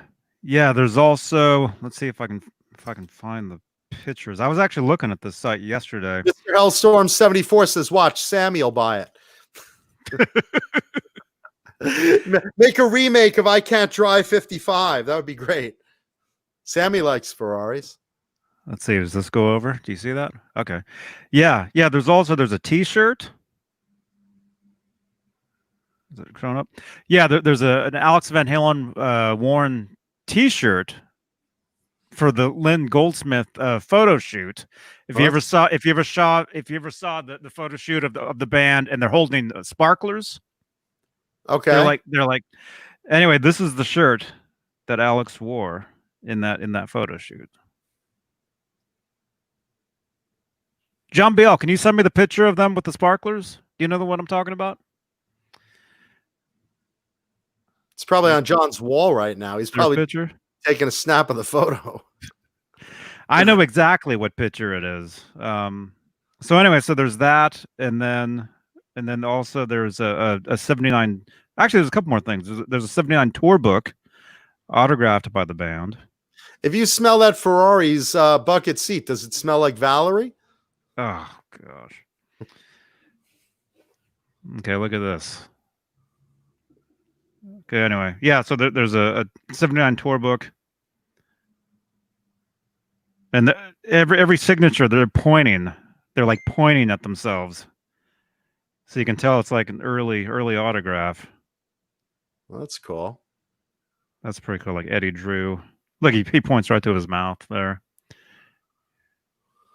Yeah, that's a nice signature too. That's his old. Okay, and then okay, there's those, and then John Biel sent me the picture. Let me grab that real quick. Yeah, I'm curious to see that. Yeah, it's a classic shot. And again, maybe you don't want, maybe you don't have the bank to go after the Van Halen car, but kind of a nice thing if you want a little piece of the band, go after the shirt or the tour book. Tour book. Yeah, it looks like there's either a drum head too. Oh, this isn't opening. I'll show the drum head. It's not opening. It's like the zipper of every girl I ever dated. The message. I'm having. It's Tuesday. All sorts of technical. Oh, Tech More on Tuesday. It's crazy. Okay, so there's a drum. Alex Van Halen staged used signed drum head, signed to Todd. So if your name is Todd and you win this, you can say it was signed to you. Cobra Kai. Take a look at that drum head and tell me if it's been used. I don't see a mark. I don't see him. I barely see a mark on it. Anybody that's ever seen Alex Van Halen play? It looks like there's some stuff right there. It's got a couple of hits in there. Maybe, yeah. Yeah, there's a couple of dents in there. Cobra Kai Platoon brings up the Lamborghini Miura used in the Panama video would be worth 125 grand. Cobra Kai, a Lamborghini Miura, even if not owned by Eddie, would probably be like a $500,000 car. Those are a lot of money. A lot of money in the Lamborghini market. Yep. Those are really, really expensive. Do you have that sparkler photo, Johnny? Oh, here it is. Here it is. There you go. So this is the photo shoot that shirt was worn on. Here we go. Yeah, this is a different. It's a different shot than the one that I know, but there's tons of different shots of these. But that's the shirt Alex is wearing. That's it right there. Okay. He looks very interested in that photograph. Dave's all about it. I'm surprised he's not lighting himself on fire accidentally. That's the same thing Dave has been doing forever. Dave was like the pioneer in that whole synchronized gymnastics, running across the stage with a ribbon. He was doing that in the 70s. Yeah, for sure. Prancing about as Jim Dandy. Allegedly, yes. I was actually Jim Dandy. Ha! Jim Dandy got a lawyer. Jim Dandy got a lawyer. Go, Jim Dandy, go. Oh, this is much better, John. Oh, here's a much better one. A different one. It's a different shot and a way better quality. Same photo shoot, though, right? Same photo shoot. Yeah, it's a classic shoot. Yeah, everybody knows it. Everybody, yeah. Look at how coked up Eddie Van Halen is in that picture. Look at those eyes. Oh, man. Look at the two, him and Alex, both of them, gagged to the tits. Damn. Look at the side. Eddie doesn't have pupils. They're so dilated. Oh, my God. Look at the two of them. They're so coked up. they don't know where they are. Nope, no clue. No clue what's going on right there.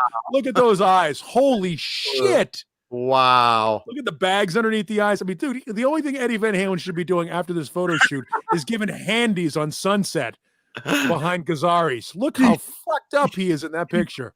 My fix. Oh, he's so fucked up there. Awesome. I love Van Halen. Wow, he's just gone. Jeez.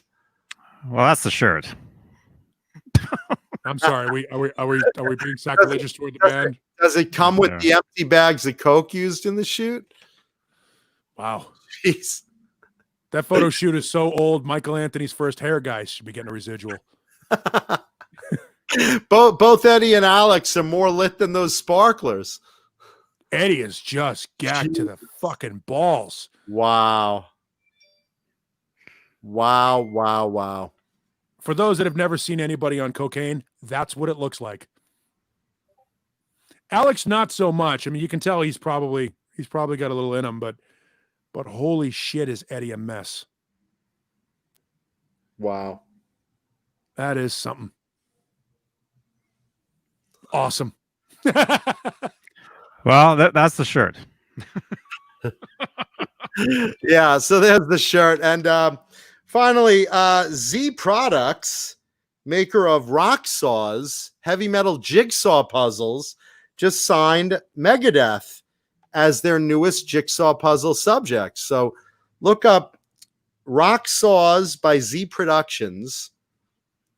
Z Productions has made jigsaw puzzles of famous album covers, including signing on Rush, Iron Maiden, Metallica, Judas Priest, and Slayer for previous runs of jigsaw puzzles, and their new band signed is Megadeth.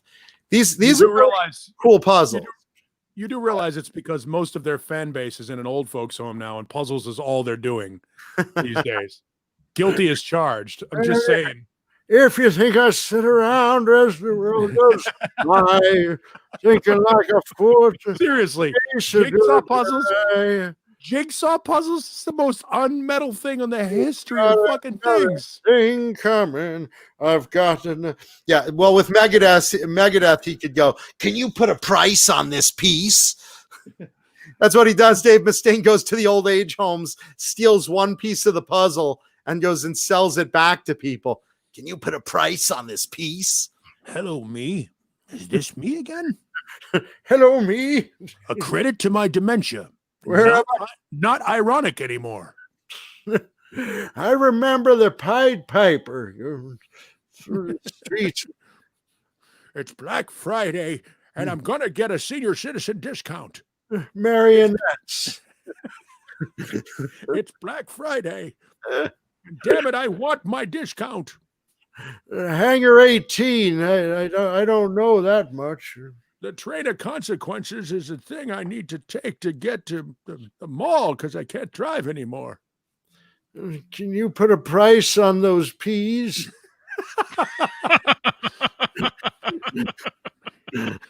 What do you mean I don't remember, God? I'm going to meet him someday. It's still we the people, right? Just like the Pied Piper, I hear weird sounds in my head. I go to court when I do. When I go to court. Peace yells, I can't hear him. Peace yells, I can't hear him. Grilling is my business. And business is good. I used to sell hot dogs in a cart. This next song is called "Skin of My Teeth," which are over there in that butter on the dresser. Give those to me, would you? Skin of my teeth. Johnny, did you find those puzzles yet? Puzzles? Yes, did you find those puzzles yet?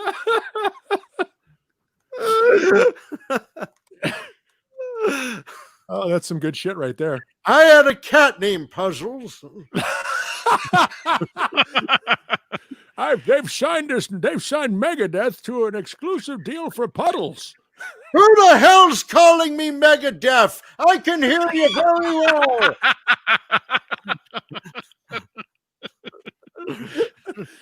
I'm the lead singer, Dave Joint Pain. Oh, there they are. Those. By the way, and again, like everything else we do on this show, I love Megadeth, and both David and Roman Ellefson are friends, and I apologize profusely, but I know they're laughing at this too if they're watching the show. Hey, wait! Look at the puzzle on the right. Go to the right, Johnny. That's the countdown to extinction, which is about 7:30 this evening. That's the actual guy that's buying the puzzle. The old guy. Countdown to extinction is when his lights out. The countdown to Jeopardy is right after. 5 minutes to Wagner. Wheel of Fortune. I need you to take the skin off my peas. Am I married? Wait. Wake up dead. Maybe.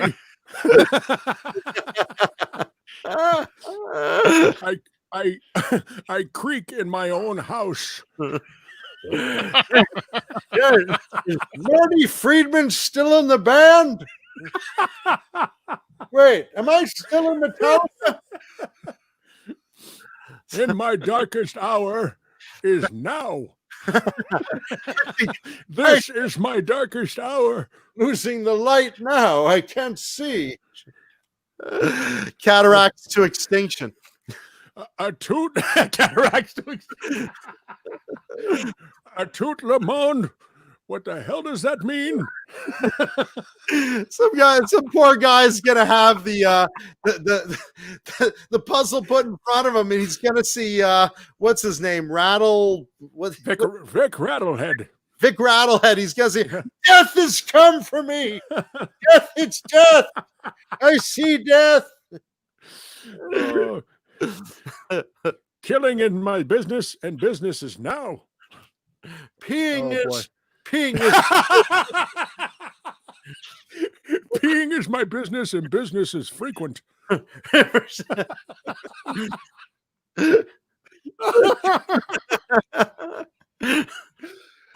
Sweating wheelchairs is great. Can you put a price on prunes?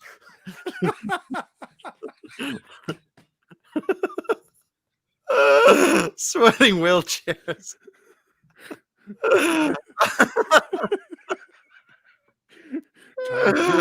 Time to get some pudding. Yes, it's almost 10:30.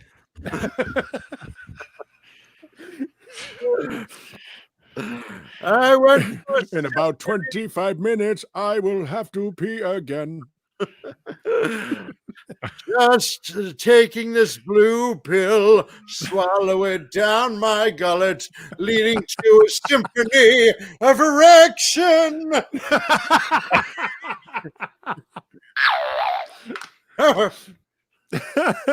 Pepperidge Farm remembers.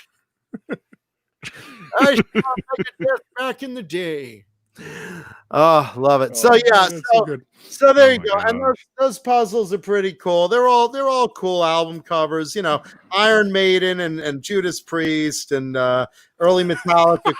You know what's really funny? If they made the Metallica Black album as a puzzle, it's just black. It's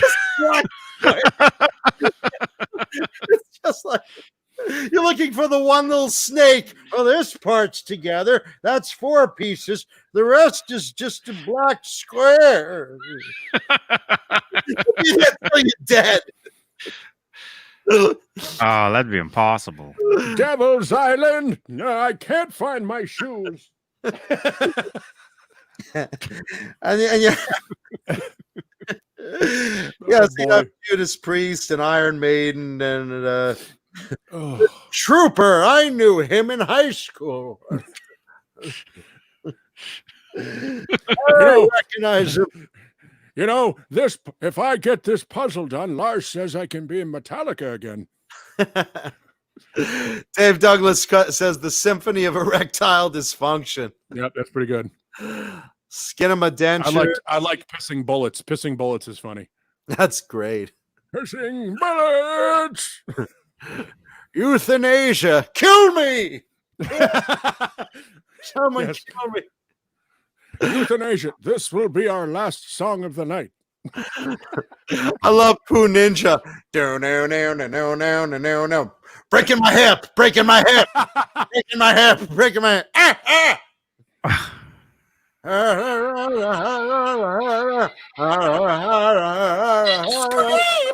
Screaming for husband. Screaming for the nurse to come change my bedpan. Arthritis burning. Arthritis burning.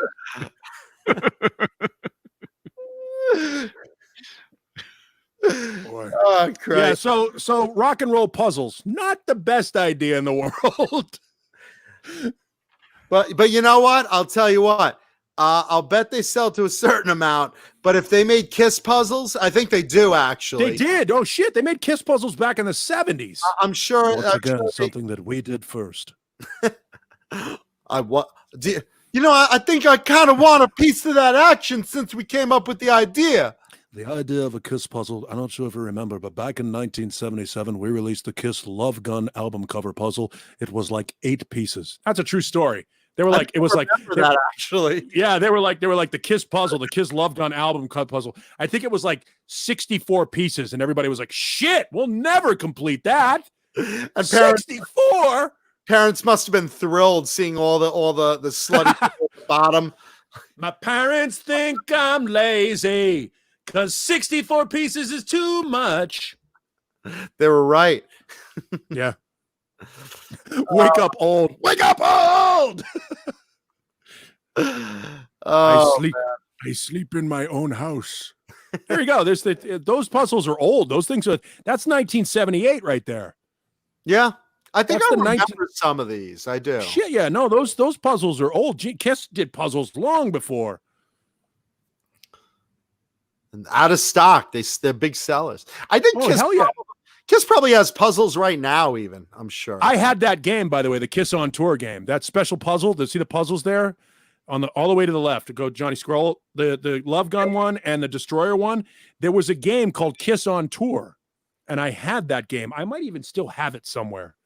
It's probably worth a shitload of money, and it's probably water stained and beat up because I played it as a Yeah, kid. sure. Water stains, Because back when we were kids and we got toys, we fucking played with them. We didn't leave them in packages up on shelves like we do now. Back in my day, we didn't even have toys not made of wood. Let's see. Amanda Coombs says she's done the Love Gun puzzle. Of course she has. Well, Amanda Coombs has done a lot of things she's not proud of. You pull the trigger of my Amanda Coombs. Amanda Coombs. Amanda Coombs. Amanda Coombs.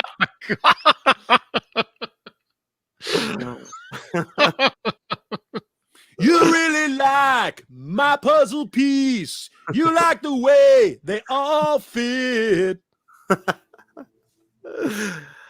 Oh, man. All right, so are we done? I think we're good. I think that was a good way to end. I don't know how I know. Yeah. I think we're good. Thank you, everyone, for watching. Again, like the video, subscribe, please comment on the video. Remember, wear a mask, be safe, social distance, and especially Fuck Chris Jericho. Fuck Chris Jericho, and we love and appreciate you guys and girls. We love you, people. We love a rodeo. Oh my God. That hurt. All right. Love you all. Love Thank you you. all. Thank you so much. Rock Channel on. memberships on YouTube. Thank you to everybody. Someone read it because my eyes still fucked up. Thanks to Charles Green, Fruit K. Tony, Michael Smith, the captain, Jason Wade, Mike Neese, Mickey Settlemeyer, Joe Christian, McCrow, Mrazek, Sean Boland, Lenny Lou, and Mary too. Crazy Cook 678, Bozique, Julia Baldessari for English-speaking audience, False Flag, David Ennis, and Richard Poole. Your name is Dick Poole. That's almost as stupid as Amir Darak. But we love you anyway. Halface, James Gum, Mancuta's a dildo fucker in nice font this week. That's almost unreadable. It's almost Holy like I'm an elegant dildo fucker. No, Yeah, I'm a classy kind of dildo fucker. Yeah, that right there looks like lesbian sex. It's graceful and elegant. Nice. 802 Blues, Mr. BHB Jr., Frag 5150, Pal Guitars. Do we have an actual guitar company sponsoring us? William No. Bill Spruce, who Not needs to yet. put Billiam in there because we don't know William means Bill. Frank Corcoran, Thomas Santiago, Brian Spalding, Fender Guru, Music Therapy Lads, Ghost BC Rich, Hugh Caldwell, Jim Nicholas, Jesus Rapes Me. Not quite as nice a font as Makuta is a dildo fucker, but okay, we'll go with it. And Steve Carmichael. Steve Carmichael. And thank you, Swiss Picks and Bang Energy Drink. Fuck And you guys. Yeah, we have plenty of shows for you to watch through the week. Remember, watch Dave Nesdall's show, Nez Says, on Thursdays. Come back here Friday for our show, and Saturday Night Live, of course. And we will see you back here on Tuesday. We love you. I gotta pee. Yay. And don't forget it's a podcast. Podcast. Podcast. Check it out. Podcast. Oh yeah, I was going to do a new thing on here at some point with Now's the time. Discord. Discord voice chats and turn those into podcasts. So we'll do those. Cool. Not tonight, because I got to take the trash cans down, but another time. Good night, everybody. Bye. Bye. Good night. Bye.